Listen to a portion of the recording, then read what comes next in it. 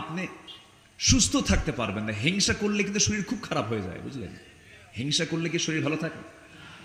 মনে মনে জ্বলে, অস্থিরতা বাড়ে, ঘুম হয় না, টেনশন হয়, কত কি। নিজের মনকে আমরা অভাবমুক্ত রাখবো, দেখবেন মন অনেক ভালো থাকবে। নিজেকে অভাবমুক্ত রাখলে সেই লোকটার চেয়ে সুখী মানুষ পৃথিবীতে আর দ্বিতীয়টা খুঁজে পাওয়া যাবে না। বলি আলহামদুলিল্লাহ।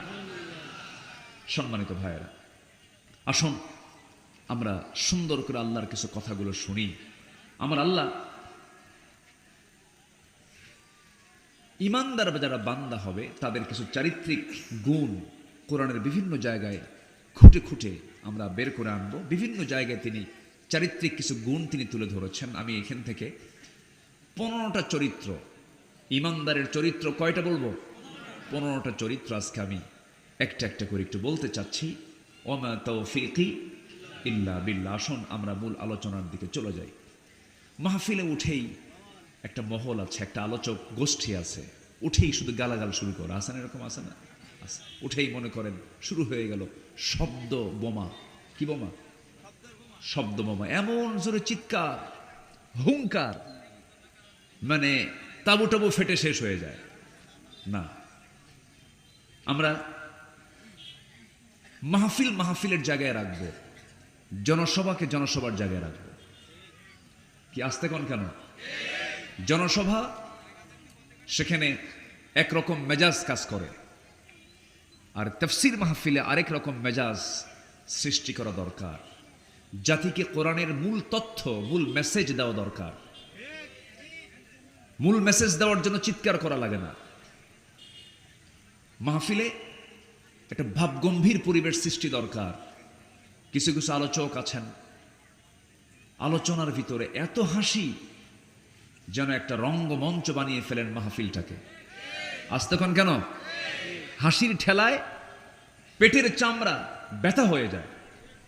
না, মাহফিলের সৌন্দর্য এগুলো নয়। মাহফিলে হাসি থাকবে না কান্না থাকবে? হালকা কথা না গভীর কথা? বলেন। মাহফিলে থাকবে হালকা কথা না গভীর কথা?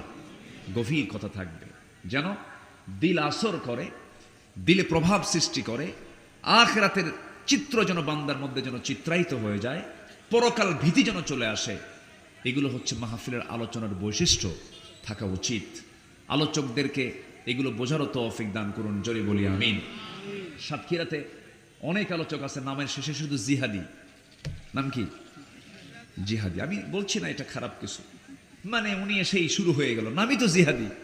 ঠান্ডা করলে তো আপনি জিহাদি, জিহাদ কই? কথা বোঝেন নাই তো? আমরা সবাইকে বন্ধু মনে করে দিনের মেসেজটা দেব, জোরে বলি ইনশাআল্লাহ। সবাই আমার ভাই। আওয়ামী লীগ সে আমার প্রতিবেশী, তো বিএনপি সে আমার প্রতিবেশী, জামাত ইসলামী সে আমার ভাই, প্রতিবেশী, একই গ্রামের মানুষ। জাতীয় পার্টি সে আমার প্রতিবেশী, সে আমার ভাই। আগে দাওয়াতটা দেন, মেসেজটা দেন। কিন্তু যদি কেউ পরিকল্পিতভাবে ইসলাম নিয়ে, কোরআন নিয়ে, রাসূল নিয়ে, ইসলামী দল নিয়ে কোনো সিদ্ধান্ত নাই, 20 দাঁত ভেঙে দেব আমরা, ঠিক কিনা? কিন্তু তাদেরকে আগে মেসেজটা দেই, তাদেরকে আগে বুঝাই। আমার নবীজি ইহুদি কন্যাকে বিয়ে করেছেন, চিন্তা করবেন। মারিয়া কিপ্তি ইহুদি কন্যাকে বিয়ে করে তার স্ত্রীত্বে রেখেছেন, এটা কম সম কথা নয়। আমার নবীজির মেসেজ চলে গেছে সবার কাছে।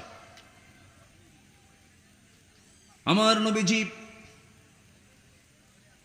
মসজিদের ভেতরে বসে আছেন, এমন একজন ব্যক্তি এসে, ইহুদি এসে নবীর সামনে পেশাব করছে, দাঁড়ায়া দাঁড়ায়া, এঁকে বেঁকে, হেঁটে হেঁটে পেশাব করছে। ওমর ফারুক সেটা দেখে ফেলেছেন। বলুন, তোমার ফারুক দেখলে পরে কি বের হবে হাতে? তরবারি বের করে ফেলেছেন।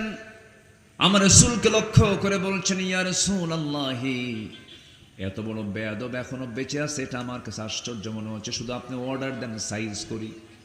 কি করি? রাসূলুল্লাহ সাল্লাল্লাহু আলাইহি ওয়াসাল্লাম।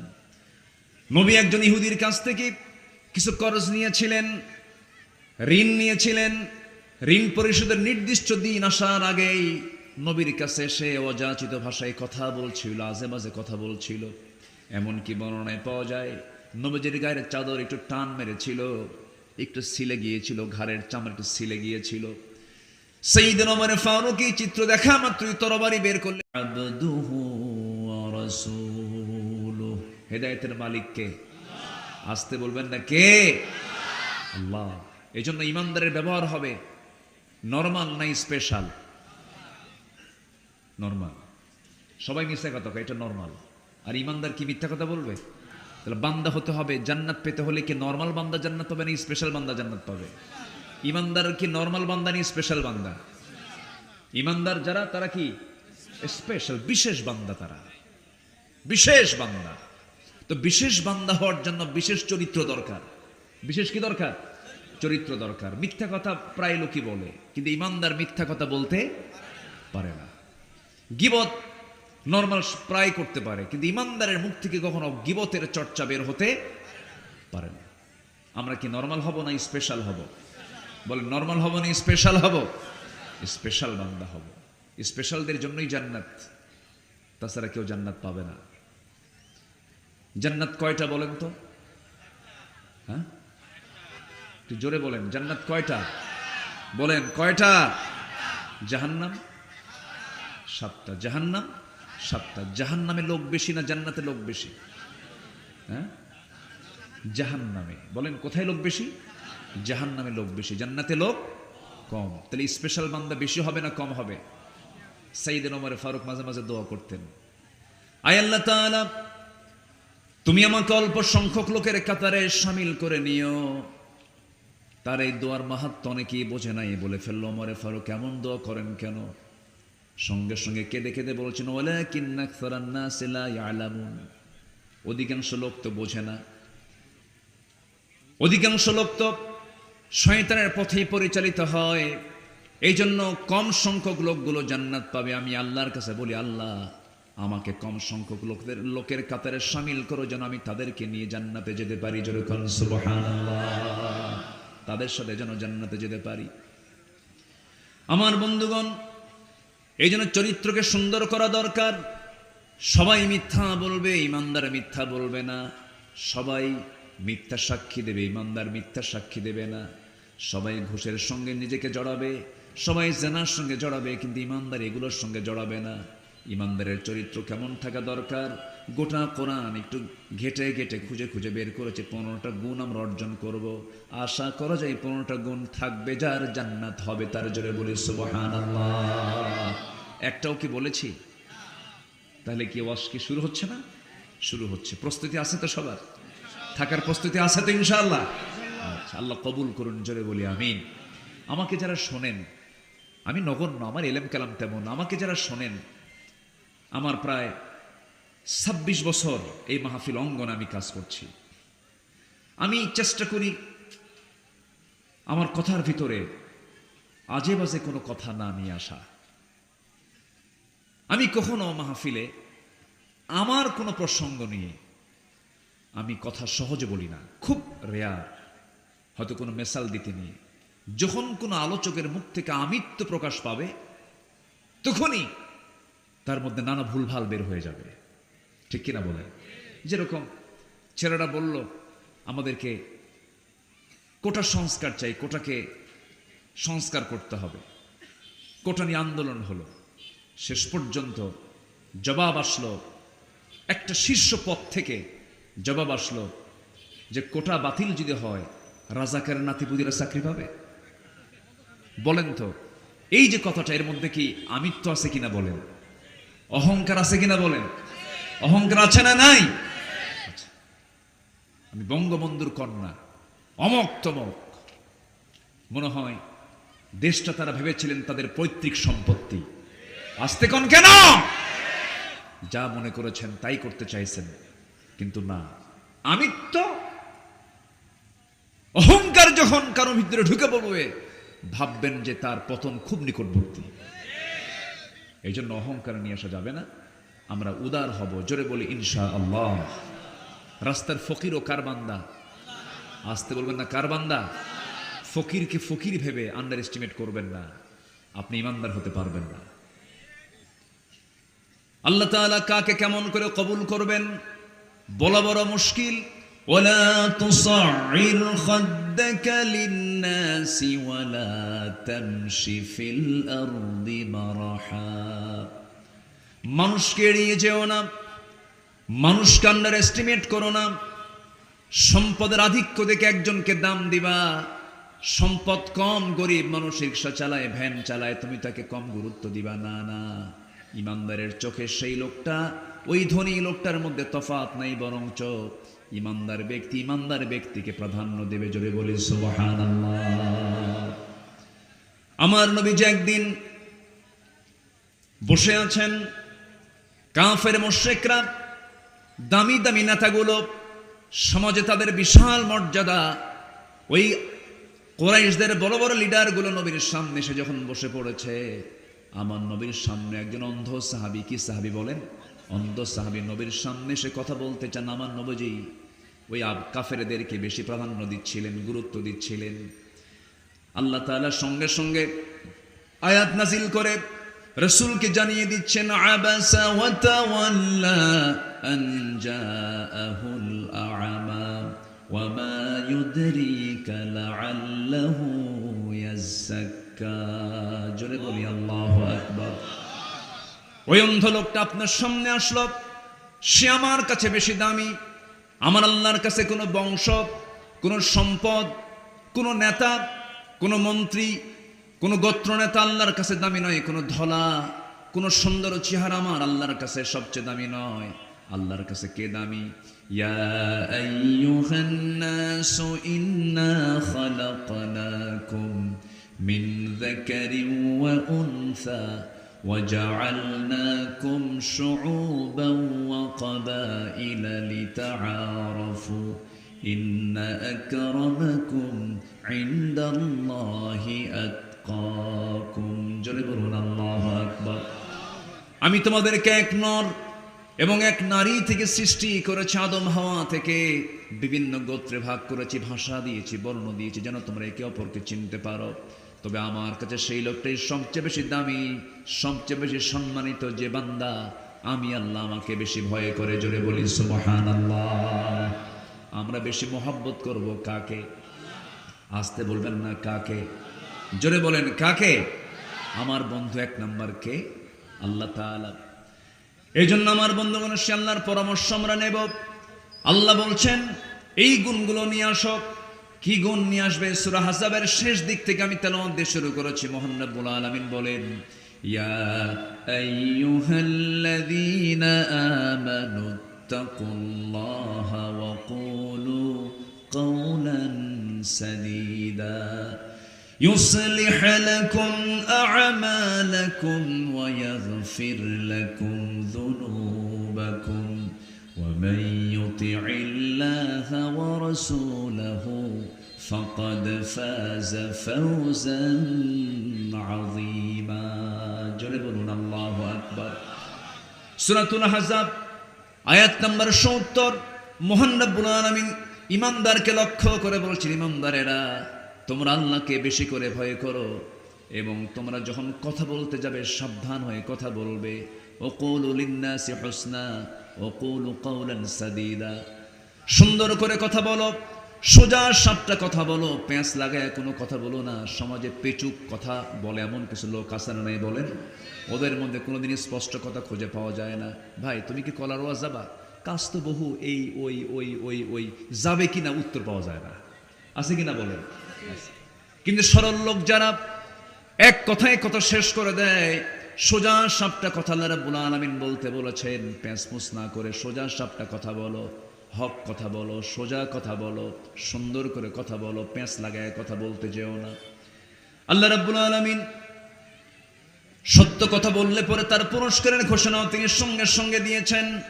আল্লাহ বলছেন সত্য কথা যদি বলতে পারো, يصلح لكم أعمالكم ويغفر لكم ذنوبكم ومن يطع الله ورسوله فقد فاز فوزا عظيما.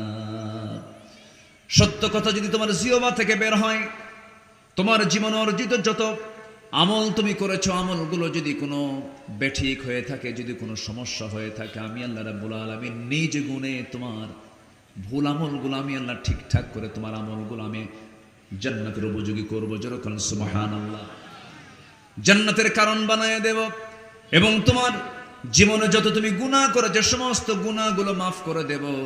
আল্লাহ পাক বলছেন, বান্দারে এই জন্য তোমার দায়িত্ব হলো জিহ্বাটা সুন্দর করে তুমি রাখবা, হারাম কিছু খাবা না, হারাম কিছু বলবা না, হারাম কিছু খাবা না, মিথ্যা কোনো কথা বলবা না, হারাম কাজে নিজেকে জড়াবে না, হারামকে বর্জন করে চলবে। আল্লাহ রাব্বুল আলামিন তোমার জিহ্বা যদি হারাম মুক্ত হয়ে থাকে, ওই জিহ্বা দিয়ে যে দোয়াটাই করবে সেই দোয়া আল্লাহর দরবারের সঙ্গে সঙ্গে মঞ্জুর হয়ে যাবে। জোরে বলে সুবহানাল্লাহ। কিন্তু আজকে সমাজে সত্য কথা বেশি না মিথ্যা কথা বেশি?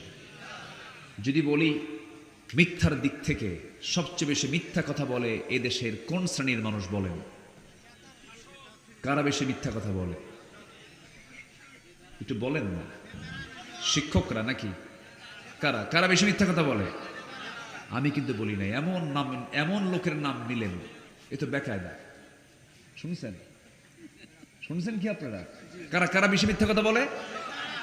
দেখছেন, আমি কিন্তু বলি নাই, বললেন কিন্তু আপনারা। আমার বক্তব্য কিন্তু এটা না। আমি প্রশ্ন করেছি, উত্তর আপনারা দিলেন। তাহলে বক্তব্য কি আমার হলো না আপনাদের হলো? আপনাদের। তাহলে আপনাদের দৃষ্টিতে এই দেশে যত শ্রেণী পেশার লোক আছে এর মধ্যে সবচাইতে বেশি মিথ্যা কথা বলে, মিথ্যা ওয়াদা করে কারা বেশি? দেশ চালায় কারা? নেতারা। তাহলে মিথ্যা কথা বেশি বলে নেতারা। আমি একটু নেতা একটা আসতে কইলাম, আপনারা বললেন তো হ্যাঁ তাই তো। এই 54 বছরে যত ওয়াদা আমরা শুনেছি, ওয়াদা কি পূরণ হয়েছে? আগামী সরকার ক্ষমতায় আসলে পরে মদিনার সনদে দেশ চালাবো। মদিনার সনদে দেশ চালায় নাই, মোদির সনদে দেশ চালিয়েছিল। দুঃখ, শুধু ওয়াদাই করে, কত অভিনয়। আমাদেরকে আবার বলে আমরা নাকি ধর্ম ব্যবসা করি। অভিনয়টা কি? নির্বাচন যখন আসে নতুন নতুন টুপি মাথায় ওঠে। আমি কি ভুল বলছি? হাতে তসবি আসে, মাথায় পট্টি আসে, হজ করতে যায়, মাথা থেকে পা পর্যন্ত শুধু সাদা কাপড়, জায়নামাজ নিয়ে আসরের এক ওয়াক্ত নামাজ 4 বার পড়ে। কয়বার পড়ে? 4 বার পড়ে। তাহলে ধর্মের ব্যবসা তো তারাই করে। নির্বাচন আসলে টুপি পড়ে, আর নির্বাচন চলে গেলেই গাজার আসরে বসে থাকে, নাইট ক্লাবে নারী নিয়ে বসে থাকে। এই বিকৃত আওয়াজ আবার কে করলো? কেটা? আচ্ছা আচ্ছা, না বাবা, আওয়াজ যদি একটু মিল না হয়, একটু পরিবেশটা একটু নষ্ট হয়ে যায়, একটু চুপ থাকলে ভালো মনে হয়, তাই না? জি ঠিক আছে। তারও তো শখ হয় যে আমি একটু আওয়াজ দেই, তার শখ হয় না? শখ হয়। ওটা আবার একটা হাসির জায়গা হয়ে যায়। মানুষ তো একটা বিকৃত কিছু দেখলেই তো সেখানে তাদের একটা আলাদা চিন্তা, ব্রেনটা ওইদিকে চলে যায়, ডাইভার্ট হয়ে যায়। সম্মানিত ভাইয়েরা, আপনারা কি আমার কথায় কি রাগ করতেছেন? রাগ হচ্ছে না তো আপনাদের? রাগ হলে তো কিচ্ছু করার নাই।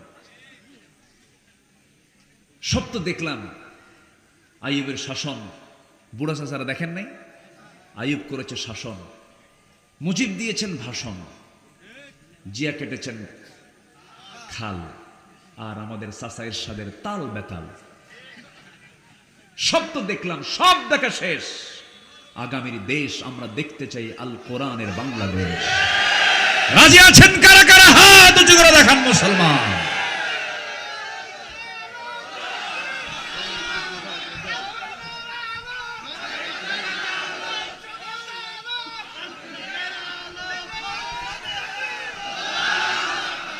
আল্লাহ কবুল করুন। জোরে বলি আমিন, আরো জোরে আমিন। সম্মানিত ভাইয়েরা, আমি কোরআনে কারীমের যে আয়াতগুলোকে সামনে রেখে কথা বলতে চাচ্ছি। আল্লাহ পাক ইমানদারকে দেখতে চান মিথ্যুক না সত্যবাদী? বলেন, মিথ্যাবাদী না সত্যবাদী? সত্যবাদী। আমরা সত্যবাদী হব, জোরে বলি ইনশাআল্লাহ। তাহলে যারা মিথ্যা নেতৃত্ব দেয় ওদের মুখে জুতা মারি, ঠিক কিনা বলেন?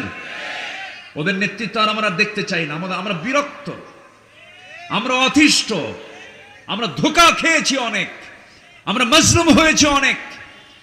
আমার দেশের প্রবাসীরা, আজকে মাহফিল কাদের নিয়ে? এই প্রবাসীরা হাড় ভাঙ্গা পরিশ্রম করে অর্থগুলো দেশে পাঠায়, কৃষি কাজ করে কৃষকরা দেশের অর্থনীতিকে সামনের দিকে আগায় দেয়। গার্মেন্টস শ্রমিকরা সীমিত বেতনে শ্রম দিয়ে দেশের অর্থনীতিকে চাঙ্গা করে তোলে। সবাই মূর্খ, অশিক্ষিত, এরা দেশকে আগায় দিল। আর কলমের খোঁচা দিয়া বিসিএস ক্যাডার হয়ে দেশের সম্পদ সবগুলো লোপাট করে দেশ থেকে পাচার করলো। ওরা আমাদের বন্ধু নয়, দুশমন, শত্রু আমাদের, ঠিক কিনা? রাগ করছেন? এই জন্য আমরা সততার সঙ্গে থাকবো, জোরে বলি ইনশাআল্লাহ। সত্যবাদীর সঙ্গে আমরা বন্ধুত্ব গড়বো, জোরে বলি ইনশাআল্লাহ। সত্য আছে যেখানে আমরা আছি সেখানে আমরা সত্যকে লালন করবো। আল্লাহ কবুল করুন, জোরে বলি আমিন। আরো জোরে বলি আমিন। আমার বন্ধুগণ, সত্যবাদিতা বড় একটা গুণ। একজন ব্যক্তির কথা মনে পড়ে গেল, নাম শুনেছেন সবাই আমার দেশে এখন এই মুহূর্তে। মুরিদ বেশি না পীর বেশি? হ্যাঁ, পীর বেশি, পীরই বেশি, বহু পীর। এত পীর থাকার পরও সুদ বন্ধ হয় না, এত পীর দরবার থাকার পরও ঘুষ বন্ধ হয় না, জেনা বন্ধ হয় না, ব্যভিচার বন্ধ হয় না। আমার দেশে বহু পীরের দরবার, কিন্তু একজন পীরের নাম আমার মনে আসলো এই মুহূর্তে, আব্দুল কাদের জেলানী। নাম শুনেছেন তো? তিনি ছিলেন পীরদের পীর। আবার তার ব্যাপারেও আবার বাজে কথা কেউ বলে। এক ওয়াজে সেদিন শুনলাম, কে যেন বলল, রসুল যেদিন মেরাজে যান, বোরাকে উঠবেন, বোরাকে ওঠার সময় আমার রসুল করলেন কি, আব্দুল কাদের জেলানির ঘাড়ের উপর পা দিয়ে বোরাকে উঠছিলেন। এই ওয়াজটা পাইল কোথায়? ওর কাছে শয়তান ওহী নাজিল করছে। কে ওহী নাজিল করছে? শয়তান। বাজে কথা। কোথায় আব্দুল কাদের রসুল মেরাজের সময় নাকি তার ঘাড়ে পা দিয়েছে? এগুলো ভিত্তিহীন কিছু কথা। আমার দেশে আছে না নাই বলেন তো? আচ্ছা। কিন্তু সত্যি আব্দুল কাদের বড় একজন আল্লাহওয়ালা ছিলেন, বড় বুজুর্গ ছিলেন। ছোট্টবেলায় এমন পরিবার থেকে তিনি গড়ে উঠেছেন, মাটা অদ্ভুত বড় আবেদা ছিলেন। জাত ভালো হলে সন্তানও ভালো হয়। যদি আপনি গাছের জাত যদি ভালো না হয়, যতই মাটি ভালো হোক, আবাদ ফলন ভালো হয় না। আব্দুল কাদের জেলানীর মা আব্দুল কাদেরকে পাঠায় দিচ্ছেন দিন শিক্ষার জন্য। অনেক দূরে চলে যাবে। ছোট শিশু আব্দুল কাদের পাশে বসে চোখের পানি ফেলে দোয়া করে বলছে, আল্লাহ আমার আব্দুল কাদেরকে বড় আল্লাহওয়ালা বানাও। সন্তানকে ডাক দে বলে, বাজান রে, আমার পারিবারিক জীবন থেকে আমি তোমাকে একটা নাসিহা করব আমি আজকে। সেটা হলো, জীবনের যে প্রান্তেই থাকো না কেন, জিহবা থেকে কখনো এক চুল পরিমাণ মিথ্যা কথা তুমি বের করবা না, কখনো মিথ্যা কথা বলবা না। এই আমলটা নিয়ে, এই নাসিহা নিয়ে ছোট্ট আব্দুল কাদের মার কাছ থেকে বিদায় নিয়ে রওনা দিয়েছে। মাঝপথে বড় একটা বিপদ হয়ে গেল, ডাকাতি শুরু হয়ে গেছে। আমার দেশেও ডাকাতি আছে না নাই? আসতে বলবেন না, আছে না নাই? ডাকাতি আছে। ওই ডাকাত দলের সদস্যরা রাস্তা আটকিয়ে দিয়ে যার কাছ থেকে যা কিছু পাচ্ছে সব নিয়ে নিচ্ছে, আঘাত করতেছে। আব্দুল কাদের সামনে পড়ে গেছেন। জিজ্ঞাসা করার আগেই পকেট থেকে বেশ কিছু স্বর্ণ মুদ্রা তিনি বের করে ডাকাতদের হাতে দিয়ে দিচ্ছেন। ডাকাতরা বলছে ছোট্ট ছেলেকে লক্ষ্য করে, এই ছোট্ট ছেলে, কিছুই বললাম না, চাইলাম না, তেমন কিছু বললাম না, শুধু বললাম কি আছে সব বের করে দিলা, এর কারণটা কি? ছোট্ট আব্দুল কাদের বলে, ও চাচারা, আমার আম্মার নাসিহাত হলো আমি যেন কখনো মিথ্যা কথা না বলি। তোমরা আমাকে যে প্রশ্ন করেছো সঙ্গে সঙ্গে আমি আমার সমস্ত টাকা পয়সা বের করে দিয়েছি।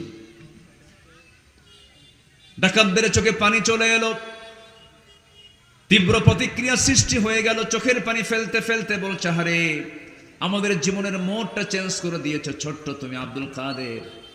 আমরা আমাদের ডাকাতির সমস্ত কাজ ফেলে দিয়ে আজকে থেকে আমরা সত্যবাদীদের অন্তর্ভুক্ত হয়ে গেলাম। সুবহানাল্লাহ। আমার বন্ধুগণ, সত্যকে লালন করতে হবে, হককে লালন করতে হবে। সত্যবাদিতার ফলাফল বড় সুন্দর ফলাফল। সত্যবাদিতা যার মধ্যে থাকবে সে জান্নাতের রাস্তায় লাইনে চলে যাবে। as-sidqu ইয়াহদি ইলাল বির ওয়াল বিররু ইয়াহদি ইলাল জান্নাহ। সত্য মানুষকে পুণ্যের দিকে নেয়, পুণ্য মানুষকে জান্নাতের দিকে নিয়ে যায়।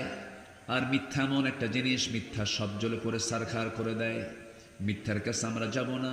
এই জীবনে আমরা যত মানুষের গুণ দেখেছি, একজন মানুষের গুণের কথা যদি বলতে যাই, বলুন তো কোন ব্যক্তির জীবনে একটা মিথ্যা কথাও নাই? কোন ব্যক্তি বলেন?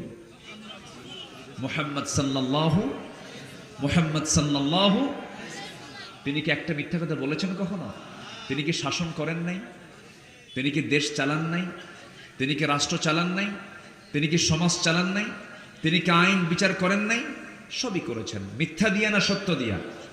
মিথ্যা দিয়া না সত্য দিয়া? সত্য দিয়া। মিথ্যার ধারে বসে যাওয়া যাবে না। সত্য নিয়ে আমরা লড়তে চাই, সত্য নিয়ে আমরা থাকতে চাই, সত্যের উপর আমরা অটল থাকতে চাই। এক নম্বরে চলে গেল, আসুন আমরা 2 নম্বরে চলে যাই। আল্লাহ রাব্বুল আলামিন বলছেন আর একটা গুণ তোমরা অর্জন করবে, সেটা হচ্ছে আমানতদারিতা। আমানতদারিতা অত্যন্ত বড় একটা গুণ। আল্লাহ রাব্বুল আলামিন সূরাতুন নিসা 58 নম্বর আয়াতে বলছেন, ইন্নাল্লাহা ইয়া'মুরুকুম আন তু'আদ্দুল আমানাতি ইলা আহলিহা ওয়া ইযা হাকামতুম বাইনান নাসি আন তাহকুমু বিল আদল ইন্নাল্লাহা নি'ম্মা ইয়া'ইযুকুম বিহি। আল্লাহ রাব্বুল আলামিন আমানত রক্ষার জন্য বারবার বান্দাকে বলছেন আমানতটাকে কখনো খেয়ানত করবে না। ইমানদারের যত গুণ আছে এর মধ্যে অন্যতম গুণ হলো আমানত কখনো খেয়ানত করবে না, ওয়াদা কখনো ভঙ্গ করবে না। ওয়াল্লাযীনা হুম লিআমানাতিহিম ওয়া আহদিহিম রাউন ওয়াল্লাযীনা হুম আলা সালাওয়াতিহিম ইউহাফিযুন أولئك هم الوارثون الذين يرثون الفردوس هم فيها خالدون جل الله أكبر। ইমানদার কারা? যারা আমানত ঠিক রাখে। ইমানদার কারা? যারা ওয়াদা ঠিক রাখে। ইমানদার কারা? যারা নামাজের ব্যাপারে যত্নশীল হয়, হেফাজতকারী হয়। আল্লাহ বলছেন এই সমস্ত গুণগুলো অর্জন করবে, আমি আল্লাহ তোমাকে জান্নাতুল ফেরদাউসের ওয়ারিস বানায় দেব। জোরে কোন সুবহানাল্লাহ। রাষ্ট্র ক্ষমতা যিনি পান তার একটা আমানত, এটা ঠিক কিনা বলেন? রাষ্ট্রের ক্ষমতায় যিনি থাকেন এটা কি আমানত না? একটা আমানত। পৃথিবীতে যত রাষ্ট্রনায়কের নাম আমরা শুনেছি, একজন রাষ্ট্রনায়কের নাম ইতিহাস অমর হয়ে আছে। গোটা পৃথিবীর রাষ্ট্র শাসকদের জন্য, শাসক গোষ্ঠীর জন্য বড় একটা মডেল। ইসলামের দ্বিতীয় খলিফা, অর্ধ পৃথিবীর শাসনকর্তা, তার নাম কি বলেন? কে? ওমর রাদিয়াল্লাহু তাআলা আনহু। শাসকদের তিনি মডেল। শাসন কেমনে করতে হয় তিনি তা বাস্তবে রূপ দিয়েছেন। ওমরে ফারুক কয় নম্বর খলিফা? 2 নম্বর। বহুদিন আগে, প্রায় আমি এই মেসালটা দিই, বহুদিন আগে এক মাহফিলে বললাম ওমরে ফারুককে চেনেন কে? সামনে থেকে এক ছেলে দাঁড়ায় বলে, হুজুর আমি চিনি। কে? আমাদের বাড়ির দোতলায় ভাড়া থাকে। তাই বললাম যে ভালো, খুব সুন্দর জবাব তুমি দিয়েছ। ওর বুদ্ধি যত, উত্তরও ততটুকু সে দিয়েছে। এই ওমর দোতলায় ভাড়া থাকা ওমর না, এই ওমর হচ্ছে জান্নাতের সংবাদ প্রাপ্ত একজন সাহাবী। জোরে কোন সুবহানাল্লাহ। তার কবরটা দেখে আসলাম এই তো কয়েকদিন আগে। তার কবরটা ওই জায়গায় থাকার কথা ছিল না। তিনি যে কবরে শুয়ে আছেন এই কবরটা তার হওয়ার কথা ছিল না। প্ল্যান ছিল ভিন্ন, কিন্তু হয়ে গেছে। কেমন করে? আমার নবীজির ইন্তেকাল হয়েছে মক্কায় না মদিনায়? বলেন তো। মদিনায়। বলেন কোথায়? বলেন একটু বলেন। মদিনায়। জন্ম নিয়েছেন কোথায়? মক্কায়। মৃত্যুবরণ করেছেন মদিনায়। নবীর শহরটা হয়ে গেছে পরে কোনটা? মদিনা। কিন্তু আসল শহর, জন্মস্থান ছিল কোথায়? মক্কা। গোটা পৃথিবীর সবচেয়ে দামি এরিয়াতে আমার নবীর জন্ম। মানে পৃথিবীর প্রথম ঘর হলো আল্লাহর ঘর। সেই ঘরের সামনের দিকের বাসিন্দা হচ্ছেন মুহাম্মদ সাল্লাল্লাহু আলাইহি ওয়াসাল্লাম, এবং তার জন্ম হলো দোতলায়। কোন তলায়? দোতলায় জন্ম, এবং নেতৃস্থানীয় পরিবারের তিনি সন্তান ছিলেন। কাবা ঘরের রক্ষণাবেক্ষণ সহ চতুর্দিকের গোত্রীয় নেতৃত্বের দিক থেকে তার দাদা ছিলেন অন্যতম আব্দুল মুত্তালিব।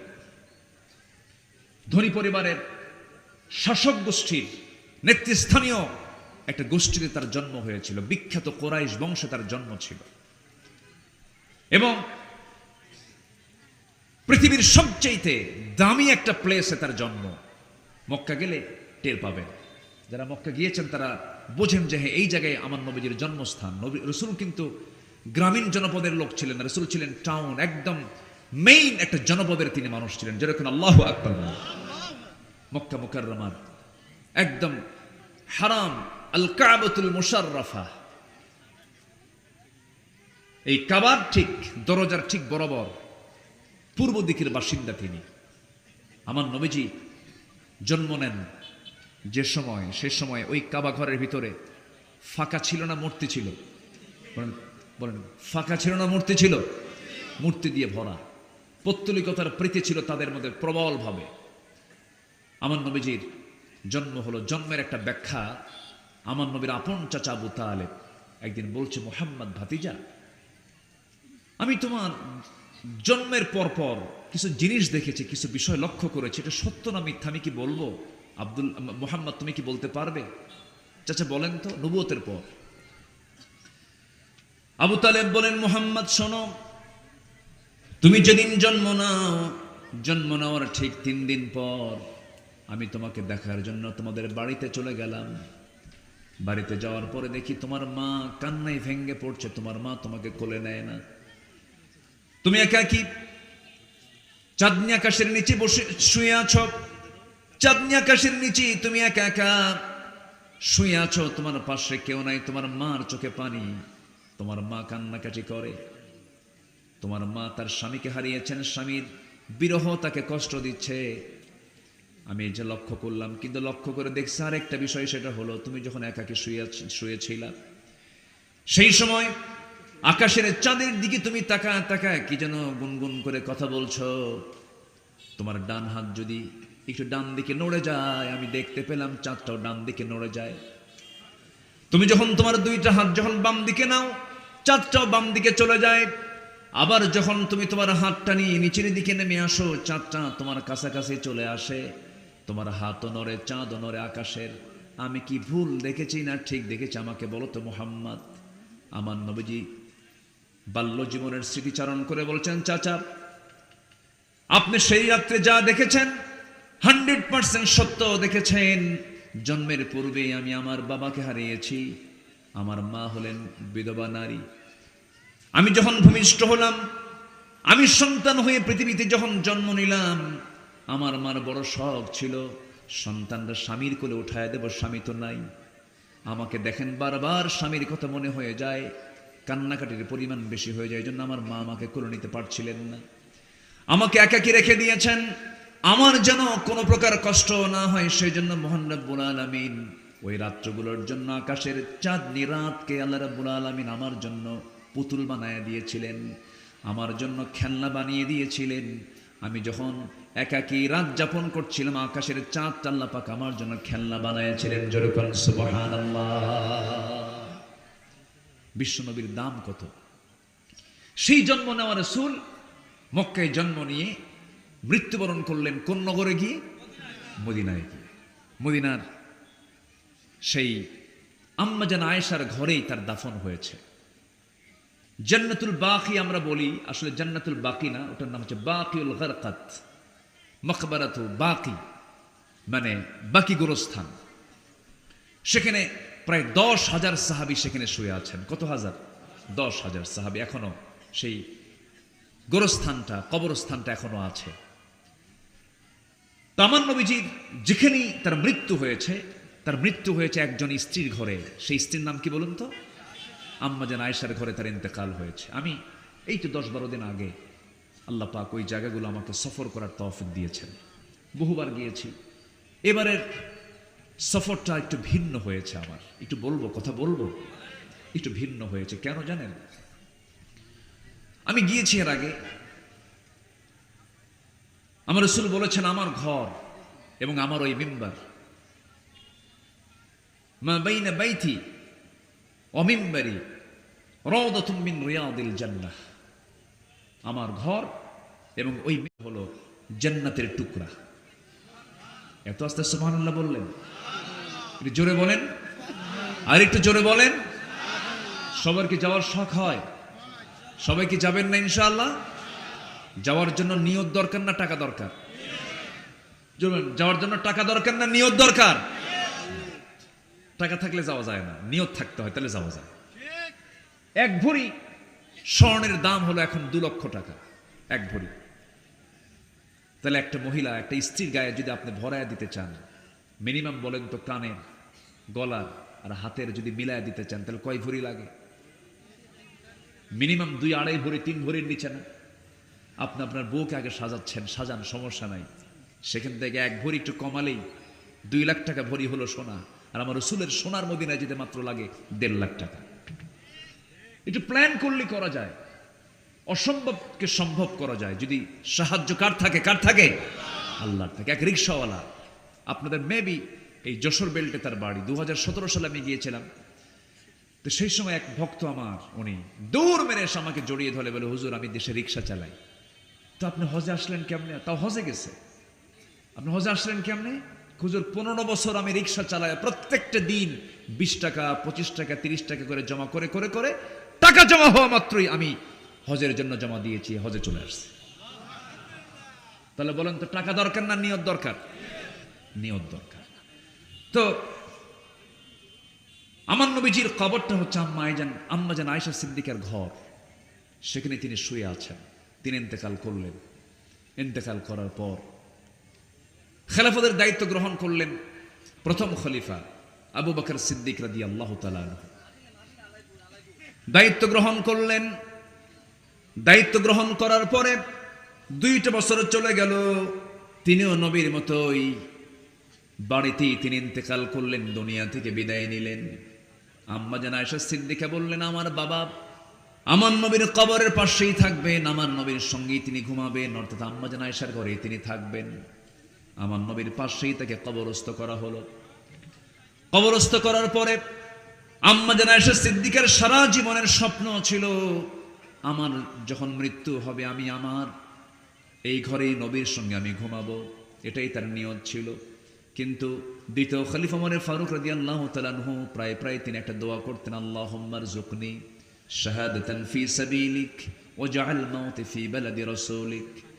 হে আল্লাহ, তোমার কাছে আমি শহীদের মর্যাদা পাওয়ার জন্য তোমার কাছে আমি শহীদি মৃত্যু কামনা করি, এবং তুমি আল্লাহ আমাকে নবীর শহরে মৃত্যু দিয়ে দিবা, বাইরের কোনো নগরীতে আমার মৃত্যু দিবা না। আল্লাহ পাক তার 2টা দোয়াই কবুল করলেন। মদিনায় সেই সময় যুদ্ধ হওয়ার কোনো সম্ভাবনা নাই, কারণ বিজয়িত হয়ে গেছে, মদিনায় যুদ্ধ হবে না। কিন্তু তিনি নামাজে দাঁড়ালেন। একাততাই এসে এক মুনাফিক এসে পিছন দিক থেকে ছুরিকাঘাত করলো, রক্তাক্ত হয়ে নামাজের মধ্যেই পড়ে গেলেন। রক্তাক্ত অবস্থায় তিনি আহত হয়ে পড়ে থাকলেন, জখম হলেন তিনি, রক্ত শূন্যতায় ভুগতে লাগলেন। এমন সময় কাদা কাদা কণ্ঠের সন্তান আব্দুল্লাহকে ডাক দিয়ে বলছে, আব্দুল্লাহ এদিকে আসো, আমি মনে হয় বাঁচবো না, আমি দুনিয়া থেকে বিদায় নিয়ে নেব যে কোনো মুহূর্তে। আমার বড় শখ ছিল আমি নবীর পাশে ঘুমাবো, নবীর পাশে আমার কবর হবে, কিন্তু জায়গা তো আয়েশা সিদ্দিকার, উম্মাহাতুল মুমিনিন আম্মাজান আয়েশা সিদ্দিকার, আমি চাইলেই তো হবে না। আমি মনে হয় দুনিয়া থেকে বিদায় নিয়ে নিচ্ছি, আব্দুল্লাহ তাড়াতাড়ি করে একটু চলে যাও তো। আম্মাজান আয়েশাকে গিয়ে বলো, সে যদি তার জায়গাটা দিয়ে দিত, আমি আমার বড় শখ আমি আমার নবীর পাশে ঘুমাতাম। এই কথা বলে ছেলেকে পাঠায় দিলেন। ছেলেকে পাঠায় দেওয়ার পরে এমন প্রস্তাব যখন আম্মাজান আয়েশা সিদ্দিকার কানে চলে গেছে, চোখ দিয়ে টপ টপ করে পানি পড়া শুরু হয়ে গেছে, এবং কেঁদে কেঁদে বলছেন, আহারে জগৎ বিখ্যাত একজন বড় আল্লাহওয়ালা মানুষ, আমিরুল মুমিনিন খলিফাতুল মুসলিমিন, যার ব্যাপারে রাসূল বলেছেন আমার পরে যদি নবুয়তের সিলসিলা যদি জারি থাকতো, লাকানা ওমর, আমার ওমর নবী হয়ে যেত। সেই একজন ব্যক্তি ওমর আমার কাছে একটা আবদার করছে, আমি কেমন করে প্রত্যাখ্যান করি? ও আল্লাহ, আমার নিজের কবরের জায়গাটা আমি আমার ওমরকে দান করে দিলাম। নবী এখন ওমরে ফারুক শুয়ে আছেন এখন কার কবরের পাশে? নবীর কবরের সাথেই, নবীর সাথেই তিনি এখনো শুয়ে আছেন। দুজন খলিফা এবং রাসূল এক জায়গায়, তিনি এই তিনজন শুয়ে আছেন। আমি এই 10-12 দিন আগে 20 সেপ্টেম্বর, গত 20 সেপ্টেম্বর আমি রাত 3টার দিকে মসজিদে নববীর ভিতরে ঢুকলাম। ঢুকেই ভাবলাম যে মিন রিয়াদিল জান্নাহ, সেই জান্নাতের টুকরা যেটা রাসূল বলেছেন সেখানে ঢুকবো আমি। তো ঢুকেই দেখি আমার অনেক প্রবাসী ভাই সেখানকার খেদমতের দায়িত্বে আছে। সবাই আমাদের বাংলাদেশি অথবা কলকাতা অথবা আসাম বাংলা ভাষাভাষী লোকগুলো সেখানে খেদমতে আছে। মাশাআল্লাহ, আমাকে সবাই চিনে ফেলে বলছে, হুজুর আপনি আসছেন, আজান হবে ফজরের, বহু লম্বা সময় পাবেন, আপনি সামনের দিকে না আগায়া আপনি পিছনেই বসে থাকেন, সময় মতো আপনাকে একদম প্রথম কাতারে বসায় দেব। আমি একটা চান্স নিলাম। সেনার লোক থাকলে সুবিধা না অসুবিধা? আস্তে করে, সুবিধা না অসুবিধা? সুবিধা। খুব ভালো লাগলো। যাক, আজকে তৃপ্তি ভরে একটু সময় নিয়ে থাকতে পারবো। তাজারের একটু আগ দিয়ে ওই আমার প্রবাসী ভাইরা করলে কি ওখানকার দায়িত্বে যারা আছেন, প্রশাসনের দায়িত্বে যারা আছেন, তাদেরকে আবার আমার দেশের মানুষ আবার খুব পাম্পটি ভালো দিতে পারে, বুঝলেন? এমন সুন্দর পাম দিছে, গলায় ফেলছে। জানেন, আমাদের দেশ থেকে একজন শায়েখ আসছে, লক্ষ লক্ষ মানুষ তার মাহফিলে হয়, খুব সুন্দর আলোচনা করে, হুজুর আমরা তার হুজুরের খুব ভক্ত, এরকম করে ওই অফিসারকে গলায় ফেলছে। এবার অফিসার আমার উনি নিজে এসে সালাম দিয়ে বলে সামনের কাতারে বসে। আল্লাহ পাক আমাকে এবার একটু সুযোগ দিয়েছেন, একদম মিন রিয়াদিল জান্নাহ, আমার নবীর ঘর অর্থাৎ কবর এবং মিম্বার, নবীর ঘরের সাথে যে ওয়ালটা আছে ওয়ালের সাথেই আমাকে তারা বসায় দিল।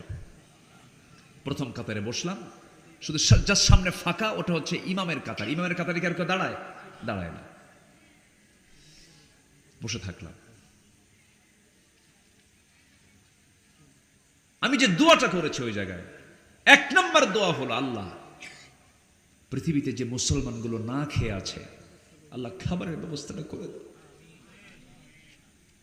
কারণ ওরা যদি মামলা দেয় আমরা জবাব দেব কি? ছোট্ট একটা শিশু সেদিন শুনতে পাচ্ছি, সে বলতেছে, আল্লাহ তোমার এই আকাশের নিচে কত মুসলমান শুনেছি, কোন মুসলমান তো আমাদেরকে এক চুল পরিমাণ খাদ্য নিয়ে আমাদের সামনে দাঁড়ালো না। আল্লাহ তোমার এই বিশাল দুনিয়ায় না খেয়ে মারা যাচ্ছি, আল্লাহ আমাদের মৃত্যু তাড়াতাড়ি দিয়ে দাও। শুনেছি জান্নাতে নাকি বহু খাবার আছে, মরে গিয়ে তোমার জান্নাতে গিয়ে খাও। বলেন, এই করুণ আর্তনাদ যদি আমরা সেই এলাকার বাসিন্দা হতাম, বুঝতাম যে কি কষ্ট, কি যন্ত্রণা। আমরা মুসলিম বিশ্বের যারা শাসক আছেন তাদের প্রতি আমরা আহ্বান জানাই, বৃহত্তর স্বার্থে গোটা মুসলিম ঐক্যকে বৃদ্ধি করার দরকার আছে না নাই? বলেন তো, মজবুত করার দরকার আছে না নাই? আছে। আজকে যদি আমরা একতার বন্ধনে যদি আবদ্ধ হতে পারতাম, বেশি না 10টা মুসলিম কান্ট্রি যদি এক হতো, গোটা পৃথিবীর কল কবজা হতো আজকে মুসলমানেরা। কিন্তু বড় দুঃখের বিষয়, আজকে মুসলমান শাসকের পর্যায়ে না শাসিতের পর্যায়ে? শাসিত, শাসক সেই লেভেল আজকে মুসলমান না, খেলে তেল মারে। কি মারে? খেলে তেল মারে, পাম্পট্টি দেয়। সম্মানিত ভাইয়েরা, সেই ওমরে ফারুক রাদিয়াল্লাহু তাআলা আনহু তার জীবন নিয়ে কথা বলতে নিয়ে ওইদিকে একটু চলে গিয়েছিলাম। তিনি ছিলেন একজন শাসক, কিন্তু খেয়ানতকারী না আমানতদার? বলেন বলেন, খেয়ানত না আমানত? আমানত। কি শাসক তিনি ছিলেন, কি জবাবদিহিতা তার মধ্যে কাজ করত। সাইয়েদনা ওমর ফারুক রাদিয়াল্লাহু তাআলা আনহু আবেগ আপ্লুত হয়ে একদিন বলে ফেললেন, ও আমার ভাইয়েরা শোনো, ফোরাত নদীর তীরে যদি একটা কুকুর অনাহারে মারা যায়, ইরাকে রাস্তা খারাপের কারণে উটের পা যদি গর্তের মধ্যে পড়ে গিয়ে উটের পা যদি ভেঙে যায়, কুকুর কেন মারা গেল, উটের পা কেন ভেঙে গেল, এটার জন্য জবাবদিহিতা করতে হবে আমার আল্লাহর আদালতে। মানুষ তো দূরেই থাকলো, প্রাণীগুলোকে নিয়েও তারা চিন্তা করেছেন কোনো প্রাণীরও যেন কোনো কষ্ট না হয়। রাত গভীর হয়ে যেত, সবাই ঘুমের মধ্যে চলে পড়ে থাকতো। সাইয়েদনা ওমর ফারুক যেদিন থেকে শাসন ক্ষমতা হাতে নিয়েছেন সেদিন থেকে মৃত্যুর দিন পর্যন্ত একটা রাত তিনি তার পিঠটাকে বিছানার সঙ্গে আলিঙ্গন করতে দেন নাই, বিছানায় তিনি যান নাই।